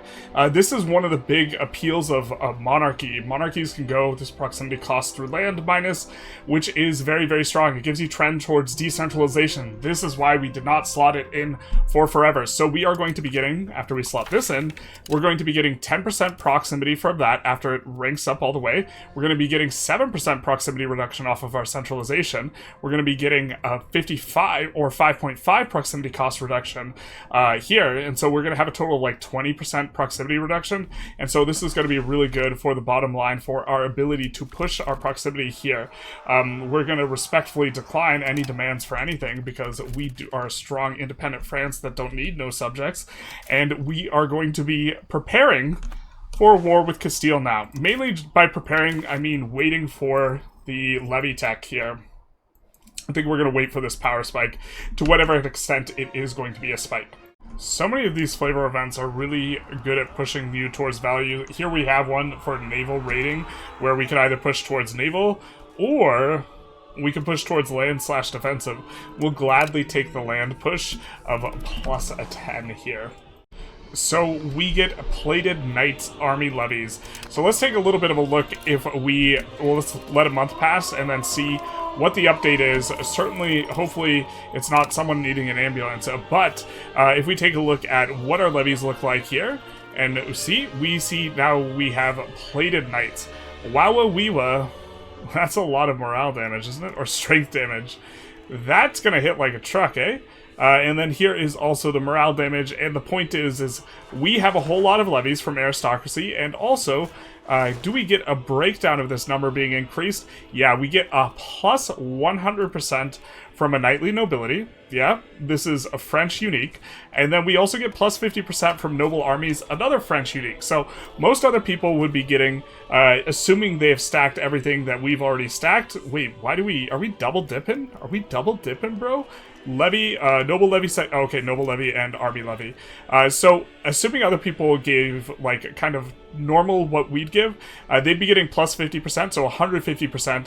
We are getting plus, 200%, it looks like. So 50 from the combined 10, 20, 20, right? Then plus the 50, plus the 100. So, instead of going 150%, we are going 300%. So we per pop have double the levies, but then also we have maxed aristocracy, and we have 3.6 million pops, which, okay, a lot of them died to the Black Plague, but let's see how many pops Paul Allen has. Oh, it's a similar number, but still, we should have way more levies than this guy, way more levies than this cat, so we're going to co-belligerate Provence, and we're going to follow through on threat, and then we're going to cry, because Provence is co-belligerent. Do we have good relations with Provence? That does appear to be it. Well, we do want to go after Provence's stuff. that prevents a little bit of that presents a little bit of a unfortunate circumstance. Can we just co-CB Aragon instead? It looks like we could do that. We'll preserve the stab and maybe go after more of Aragon's stuff. But Aragon shares a culture group with Castile, so if we go after a ton of both of their stuff, we're never going to live it down. So maybe you have to have a little bit of a think here. We could go after the Papal States instead, but what we really want to go after is Provence. Maybe we're just supposed to eat the stab hit, in which case we are going to go first and send them an insult, and we will say their father smelt of elderberries, of course, the only cultured insult in our, arsenal, and then we will deck on them in just a short little bit. What are we saying? We don't need to wait for the diplomat to get back. We can just deck on Castile straight away because it's a different person. We insulted Provence and then we decked on Castile. Never let them know your next move. Alright then, and we will have a little bit of a rumble, a rough and tumble. Look at this, we were at 23,000 levies before, now we're up to 28,000, holy. So we'll raise all the levies. We will have to try and keep an eye on if they hire mercs, but right now this is the patch of mercs don't matter. We're hoping that they start to matter a little bit more, but in this day and age, and by this day and age I mean the Renaissance age, mercs are kind of irrelevant. So we are going to get all of our army together, and then we are going to crack some heads and mainly just look to find out where they are and then go after them. We could also just take Avignon and settle the schism situation, huh? But I don't think we will do that. We will instead probably look to go after Provence first. We incidentally did build a couple extra castles in preparation for what we knew was to come, and so we will have a good time of things. Looks like everyone's still getting all together.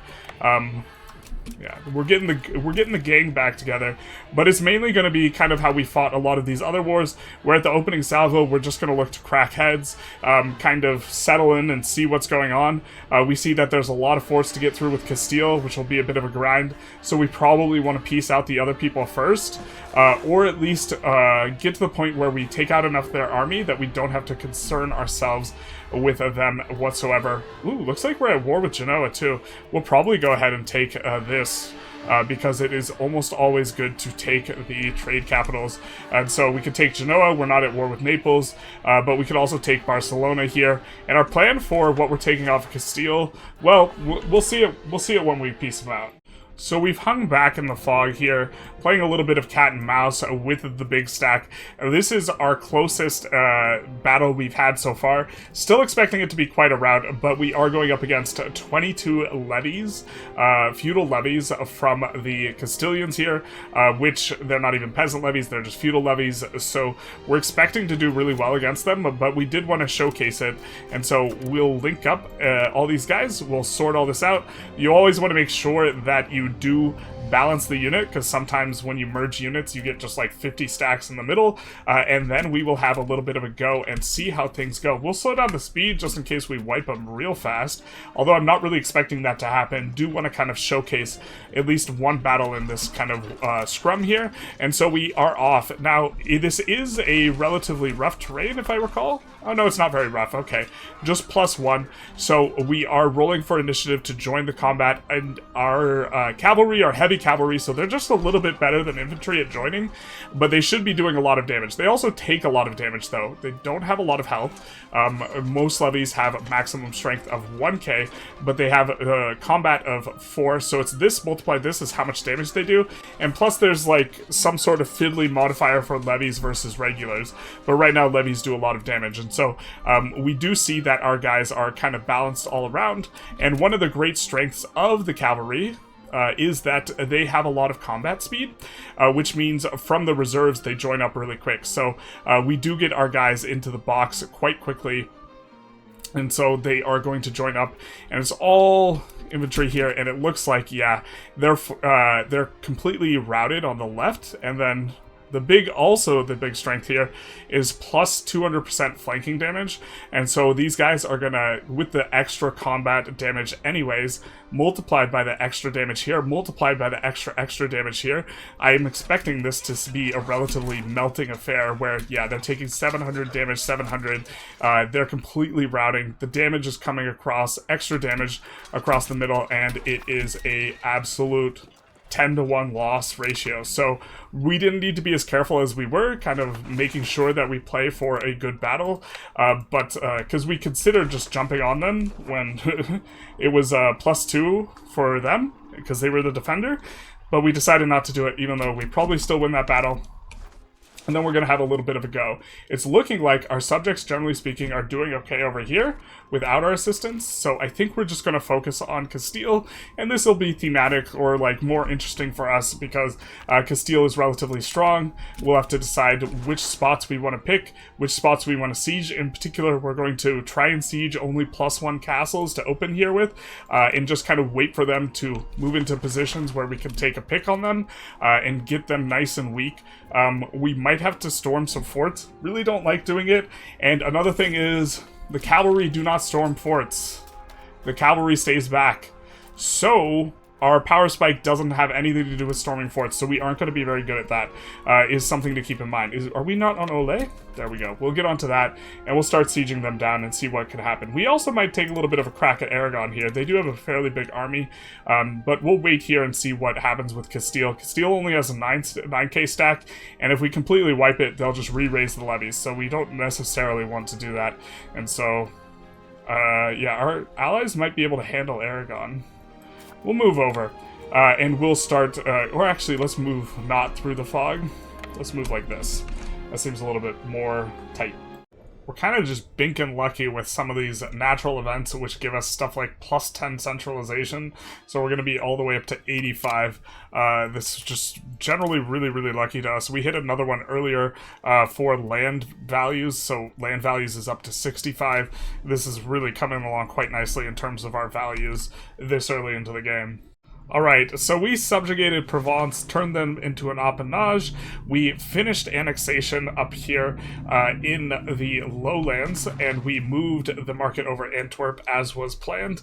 And now the war is starting to wind down. We are going to white peace out Bohemia, who has been one of the bigger factors in here. I think that, in theory, I should be assaulting a lot more in these kind of wars or fights in order to kind of bring things down faster, rather than opting for trying to preserve pops, because the thing is they keep coming back with more and more levies. The restrictions on re-raising levies is just like not high enough, and you just kind of stream levies after levies after levies, and I think we end up losing more troops overall to a ton of fights, even though they're good fights, than we would if we were to have a big thing.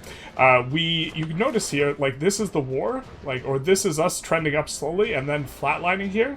This is the war, so we have been very steadily not gaining pops, which is a very significant and bad thing, but it's for a good cause. The cause is going after Castile, and now we're kind of towards the end of it. We do know that we want to go after Genova, but here's the thing is we don't have really that many footmen left because we did an assault. So what we're going to do is we're going to expand the levies here, and then we're going to re-raise the army and kind of show what we mean. So we had 15,000, now we have 30,000. And there's a little bit of a cooldown on this, but it's not really substantive enough, I don't think, and it's just... Now we have a bunch more troops than we did before. And so this is why wiping out the enemy army entirely is actually kind of a bad thing. So we'll unite these guys and we'll go after Genoa, looking to... Maybe, unfortunately, we can't do a land bridge back to Provence, but I think we want to grab Genova, and we may even want to think of moving the market center to Nice. Nice is pretty nice as a harbor, and so very long term. Wait, this is Nice, right? A very long term, this is a fairly solid natural harbor, and we kind of do lack a market in this range, but then it's hugging the Genova market a little bit too much, so kind of an awkward spot, and it's like an awkward dead zone right here, where maybe we create a market and be in the middle of all the markets.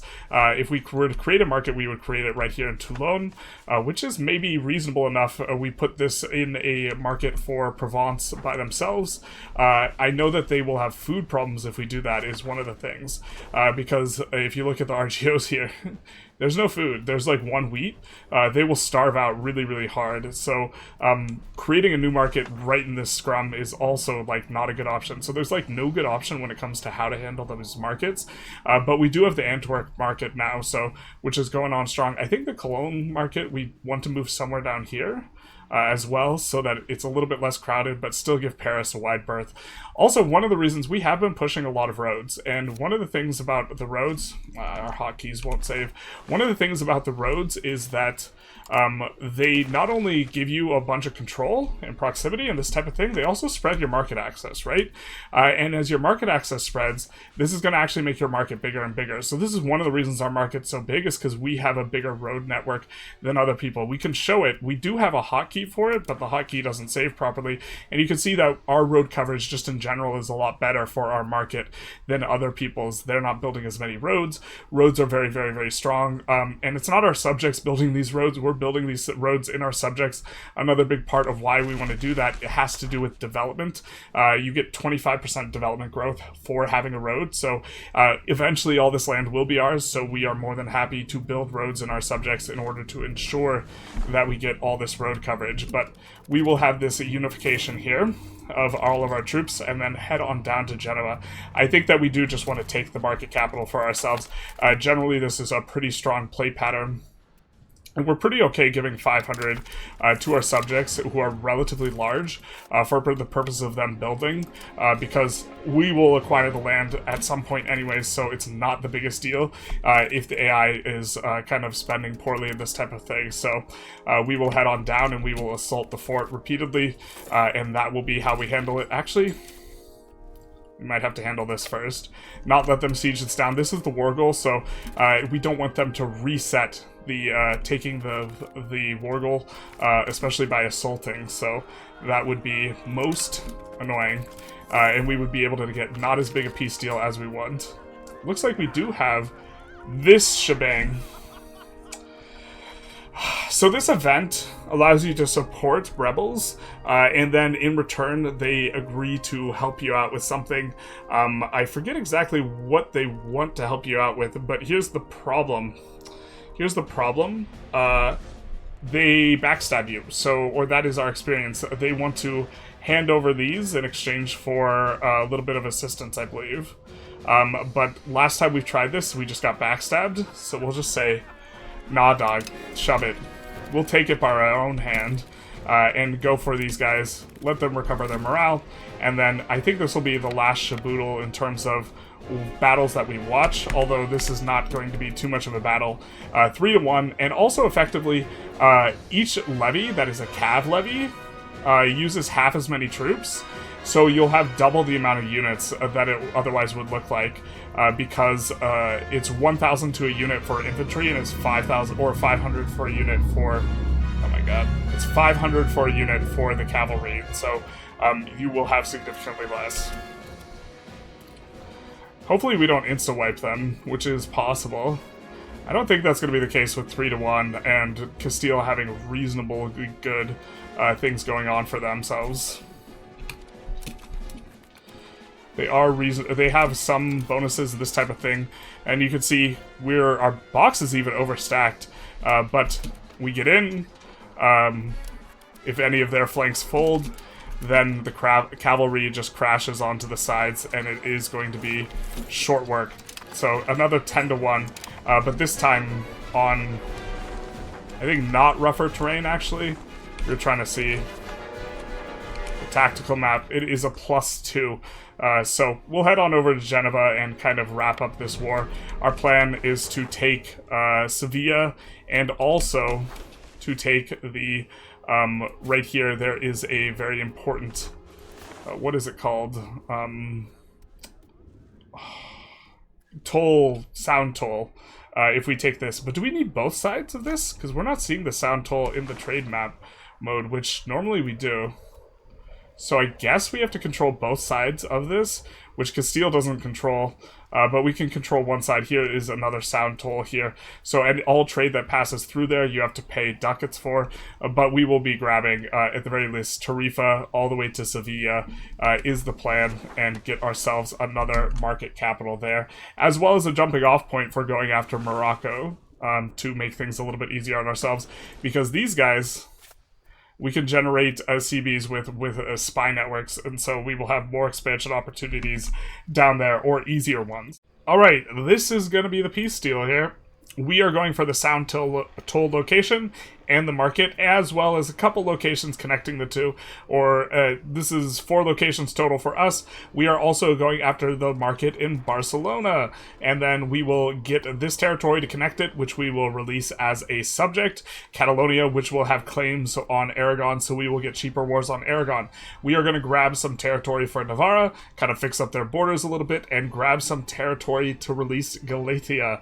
Notably, we are going after a place to get to the coast, and also the silver in terms of what we are going for here.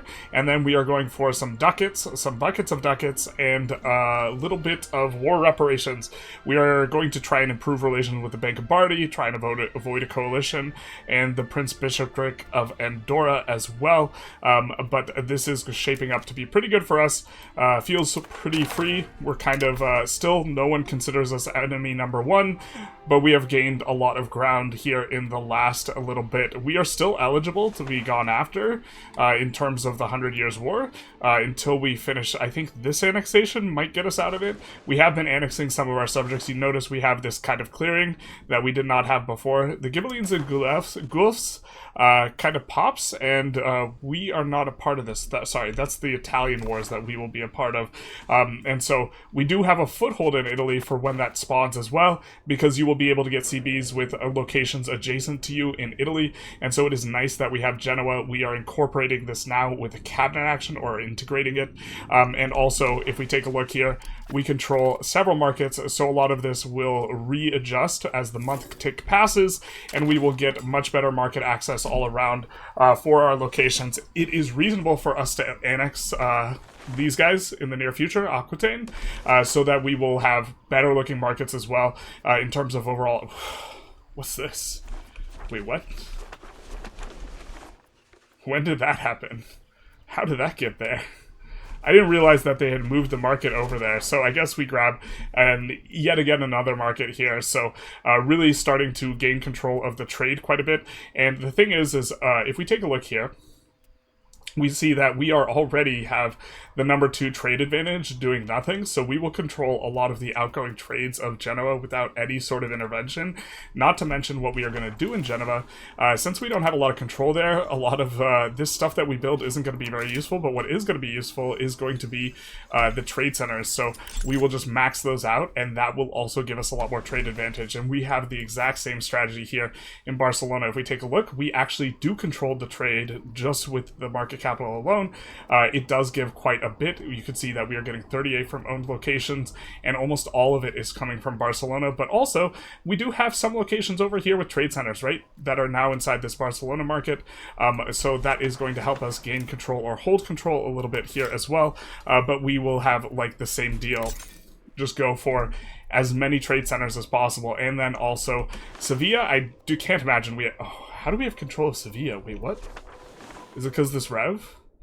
That's crazy, bro. Is the AI just not building a lot this patch? What's going on? What's going on, boy?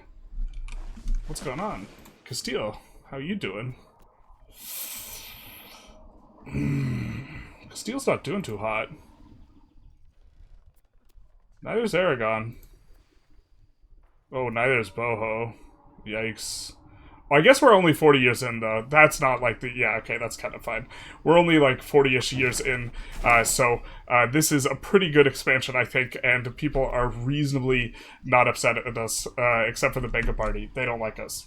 So we do hit our research completions without getting our next institution. So we're going to go for men-at-arms, and then we're going to go for correct section chance. Actually, you know what? We don't even need to go correct section chance. We still have the goodies in army morale, and also I do believe army initiative is another good one to go for here. We could go for naval initiative as well. We still have plenty of good techs to get in the free tree, but what we're going to do is as soon as we get banking and as soon as we embrace it, we're probably going to pull off whatever we are currently researching because we would rather go for the banking stuff than this. But banking is spreading, we just don't have it quite yet. It's a little bit difficult to see on the map mode. Let's maybe come on over to this and see that, okay, we have 15%, so not too far off of it. Been a little quiet, haven't really done anything too much other than accidentally we ran a parliament that gives you a bunch of inflation reduction, and so we did this, and then we forgot to take it down, so we incurred a bunch of inflation, so that's no good. We are building a bunch of like input goods, just generally speaking. If we kind of stall out on good things to build, this is kind of what we do to just make sure we keep things going. So we are going to have a bunch of extra masonry and lumber and this type of stuff to smooth everything out, and then we are also expanding out roads in a bunch of places. In particular, for markets, we're going to look to connect the markets to surrounding areas to increase market access, which will increase the size of our market and also just improve market access overall. And so we're going to do that in several areas here. We also did lose Barcelona. I think we might have pointed this out, but when we release Catalonia, it releases the entire shebang, so we might grab that off of them later, or we might just wait and let them have it. It's not too big a deal. Catalonia will be rich, they'll be useful, this type of thing. We probably should improve relations with them. We're coming up very soon on the Normandy annexation here, other than they're disloyal, so let's maybe fix that up, because I think we got an... Ooh. They're max... Huh. They are max happiness, and our annexation is stalled, but we're not getting our tooltip. They're currently going through the Civil War. Okay, fair enough. So once that finishes up, we should be finishing them up relatively quickly. Wish we could go help them, but I believe it has to be going on for enough time for us to intervene.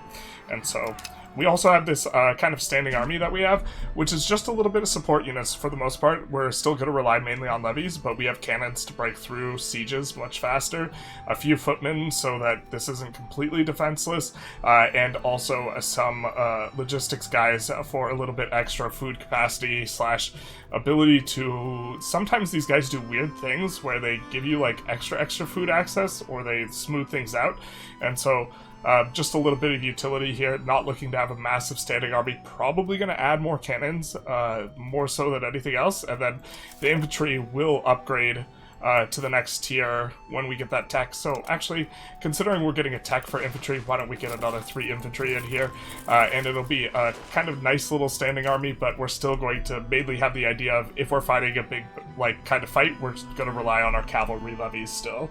So we get banking a lot faster than I had anticipated just before we finish Men-at-Arms, which are giving us both the, just to be clear, they're giving us both the regular unit and the levy unit, so we are getting 2 different type of units here with them. But okay, we are going to be having unlocked banking. We're going to go banking next, and then there are a couple of really good ways to approach this. We would kind of like the dock for connecting the Netherlandish area, which is currently not connected. We also have 20% cultural influence there, which will really help us to annex stuff faster. So that's kind of on this side of the tree, and then on this side of the tree, we have the counting house, as well as bureaucracy, which bureaucracy would allow us to really push prosperity quite a lot. I think that we probably are pretty bad on prosperity. Yeah, we are trying to go free subjects in order to help this out, if I recall correctly. I think we started to push towards it specifically. Yeah, we're going 22 to free subjects using a cabinet action to push it. And on the side of that, we will eventually be getting prosperity and pop promotion speed, and this is kind of what we want it for. We're not going to push it to 100. I don't think we want minus 10% max tax until we stack more modifiers. Once we stack a lot of modifiers, we're super fine getting minus 10% max tax. But the bureaucracy over here is really good if you are having difficulty with that, because you can go decentralized bureaucracy, and that is a pretty big nugget. For countries that do get natural prosperity, though, centralized bureaucracy is great. So on that side of the tree, that's good. Also, counting house, real good. Crown power. And if we were under 25%, which, okay, we are, but just barely, that would be really, really attractive. I think that we can forego going that first, and instead go for other stuff. We don't have enough cities for Poundlock Canal to be really good, but also Thirst for Knowledge is really tempting. For the additional research speed, I think I'm convincing myself to go for, to hold off on attaching ourselves to the lowlands via naval, and instead go for the Thirst for Knowledge just straight away. Poundlock Canals, we can't really build that many of them, but to the extent we can, they're really nice. I think that we will, rather than going for the trade range first, though, we will take a detour for the counting house, and then we will go Thirst for Knowledge, which will increase our research speed. Actually, let's increase the research speed first, because then it'll kind of pay for itself to some extent, and we'll just go right for the literacy there. And so hopefully this feels pretty good. After this, we can unlock stuff like rag paper and bureaucracy. I don't know which bureaucracy we want to go, but I'm pretty sure we want to unlock it, so let's grab that. And then I think we will grab the rag paper, because we're right there. Yeah, let's grab that. Rest in pieces. Encourage urbanization used to be so much better. It right now gives you a ton of pop promotion speed, but it's only in a single province. It used to be global for your entire nation. So after this, I think we will go for this, and then we will go for a dock into Barks to be able to connect to the lowlands much better, and then we will go for cultural influence to annex people faster, and then Elan is a pretty strong tech, so we'll go for that afterwards. So this is kind of our research plan. 20% what is it, morale, and I think that we mainly have things going the right way here in terms of what we want, and hopefully by the time we finish this, we're maybe pushing in on Renaissance, but I don't even think we're spreading Renaissance right now. We are spreading Renaissance, so hopefully we get Renaissance kind of in the mix by then. We aren't pushing really like super hard or super carefully regarding trade, but you know what we could do? We have a bunch of trade capacity here. I think what we're going to do is, because Genoa has the institution, right? They have the Renaissance. We're going to actually rake back all of our trade capacity, 100% of it, and we are going to use all of our trade to push trade to Paris to spread the institution faster. And maybe this is a sort of strategy that would probably be better executed even earlier, where we just go for Genoa as France, just for the purposes of pushing the institutions really fast, because France can push around most people, and this seems actually like a very solid play pattern. We just look what we have really cheap. I think that we have gold in here. There's gold in these hills. And we are controlling the nodes, so we can just export all the excess gold to the Paris market, right? And then there are going to be other routes that are good as well, like marble, wood, these types of things. I think rice, there's some rice in Genoa. Looks like we don't have any positive margin. So we'll take a look for these things and try and export them. Basically looking, hey, what resources are good? Silk, wool, lumber, cotton, try and send these over, marble, and try and send them all over to France. So this is really cute. We get the "it's time for war," which we have just been saying now's not the time repeatedly, because it just gives us a truce with England instead of us declaring a defend the throne war on them, which is completely useless, because we can't take anything that's not in France. Oh, I guess we could take this. We can't take anything across the way though. And we also have to land London in order to like enforce it, and so it's just kind of like a messy war that we just aren't interested in. But the timing's really funny. The timing's really funny because we counted. Normandy gives us exactly enough locations to end the situation, and we annex them on the next month. We need exactly 21 more locations. Normandy has exactly 21 locations, so we'll say now's not the time, and we'll wait a month, and we will be getting the end of the 100 Years War here with this annexation. Or I guess we will have to wait another month, but I do believe we should be at exactly 200. Currently 200 to fulfill this requirement. Very nice. We are really enjoying or going to value this location as well, because it is our best harbor. So why don't we build a wharf there straight away? It is our best harbor, and we are going to use this area to connect over to here. Eventually. We don't have enough, we don't have enough, what is it, we don't have enough proximity, naval proximity juice. Oh my god, maritime presence. But this should end the 100 Years War, unless I am mistaken. Am I mistaken? More than 200 locations. That's cute. That's true. Reading's hard. More than 200 locations. Okay, so we need exactly one more location. I think we'll just take a location off of someone. We do need one more. We'll just take this.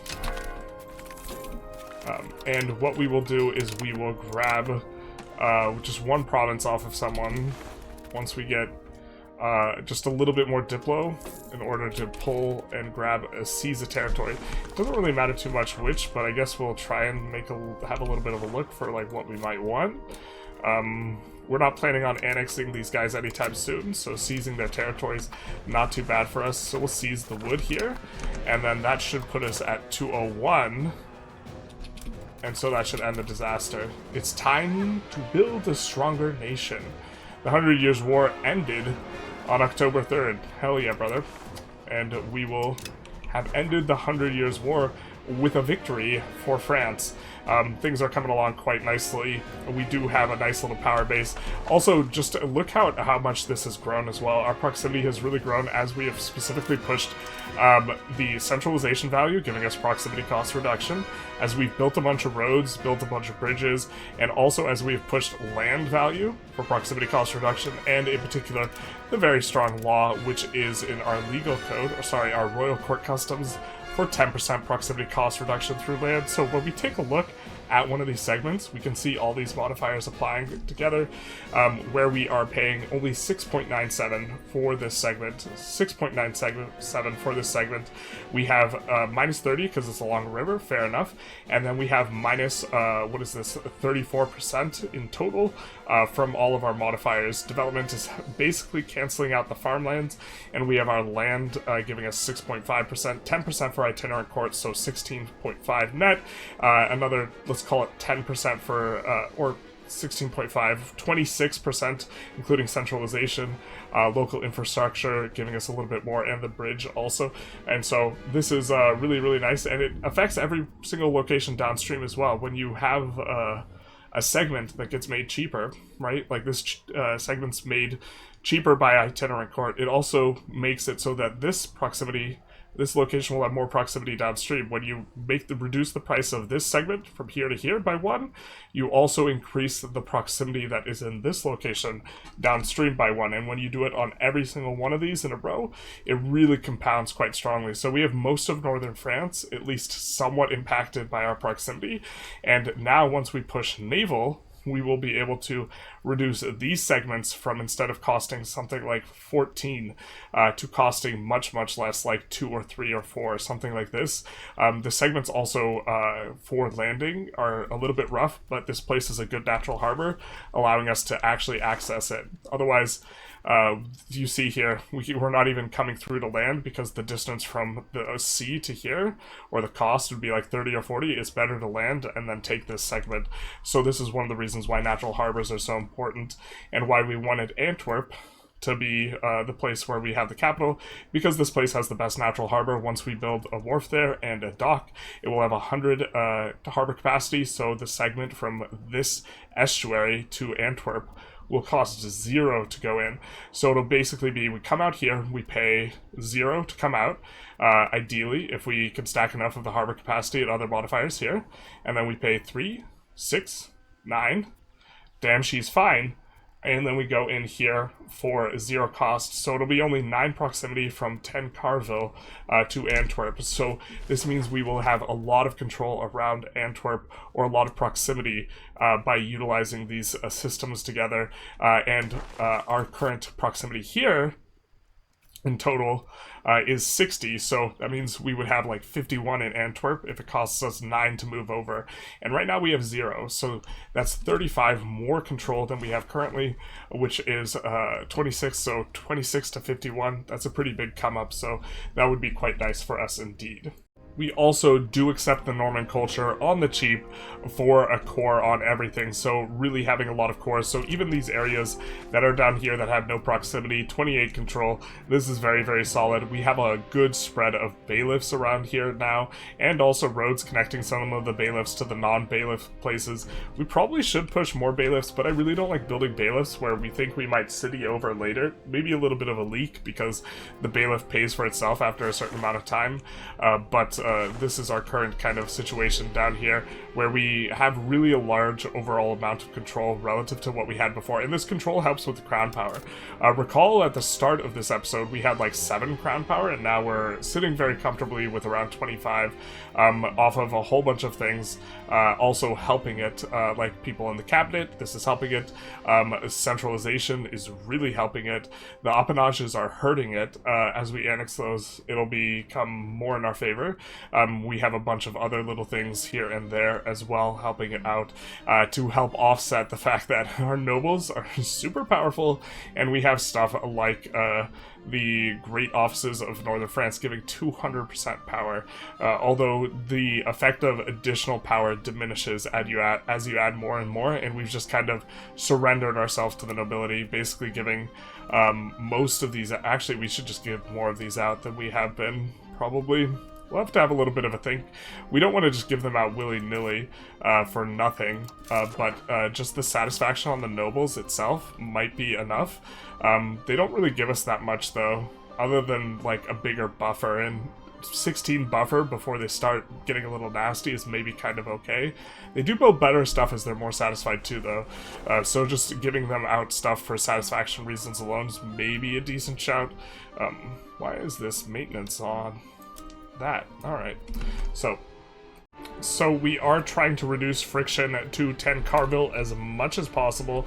To that end, we kind of have an idea of, okay, how does the proximity flow towards there?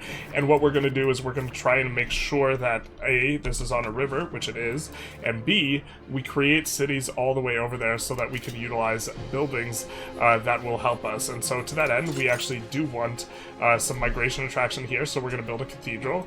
The cathedral does give a little bit of migration attraction, so we'll make it so that there are more pops there. Ooh, that's new.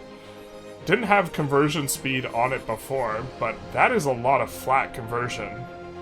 Holy.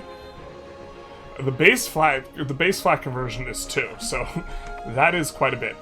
And we have to get these up to 30k pops to upgrade them to cities, and we are upgrading these to cities. And the idea is a building that we are currently researching towards at this juncture, at this very moment.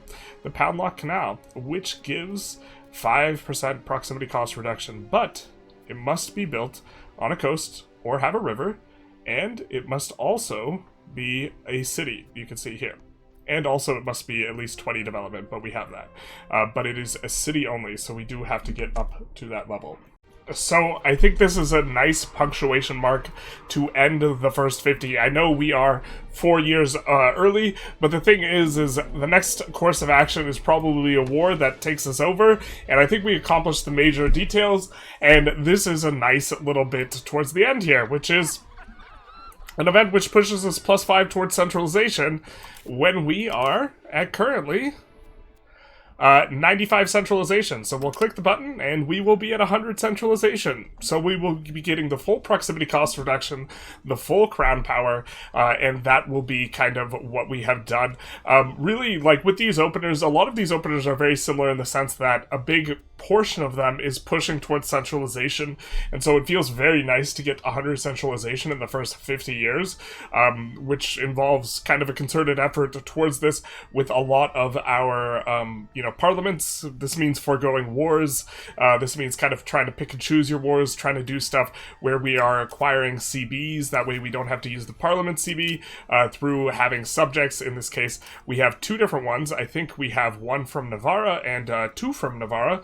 We also have, like, in our back pocket, a CB on Bohemia from this location we took. We released a subject, they have claims, and we can follow through on threat over here. And I think that probably the next war is something like to the effect of going after Castile, and I think that that will take some time. I mean, we could just try and be in and out and just win a bunch of battles, get 30% war score, and then peace out for a little bit of dirt here and there. We also are making a claim or putting a spy network together on Granada, planning to go after Granada, subjugate them, this type of thing. And so the expansion is very, very straightforward, doesn't require us to use Parliament, which kind of the early expansion often does. We also just kind of focused a little bit on how we're developing over here.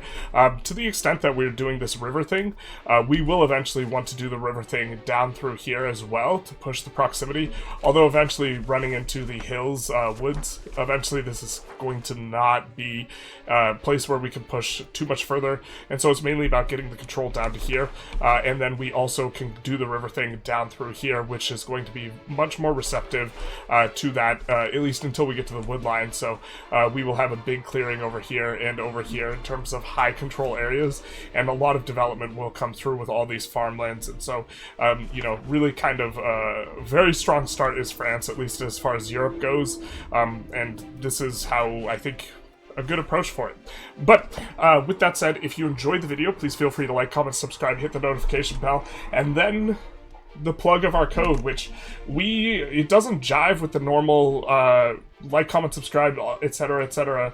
thing, but if you were going to purchase the game and you've not purchased it already, and you want to support the channel, one really good way of doing it is to order the game off of the website. You don't get a discount, but if you order using our code Generalist in all caps, this does send 12% of the sale our way. Just make sure if you are using USD as your, or if you are not using USD as your currency, that you check the price on both the Steam store and the online store, because it can be different, as well as note that a lot of other creators have, you know, these codes. So if you wanted to support a different creator, make sure you check with them first and see if they have a code. It also works for other titles, not just Europa Universalis, if you're interested in supporting the channel and you knew you were going to buy something for full price. Anyways, have a good one, you guys. Bye-bye now. Hello and welcome back, everyone. Today we are going to be doing a starting steps / first 50 as France, which is, or maybe,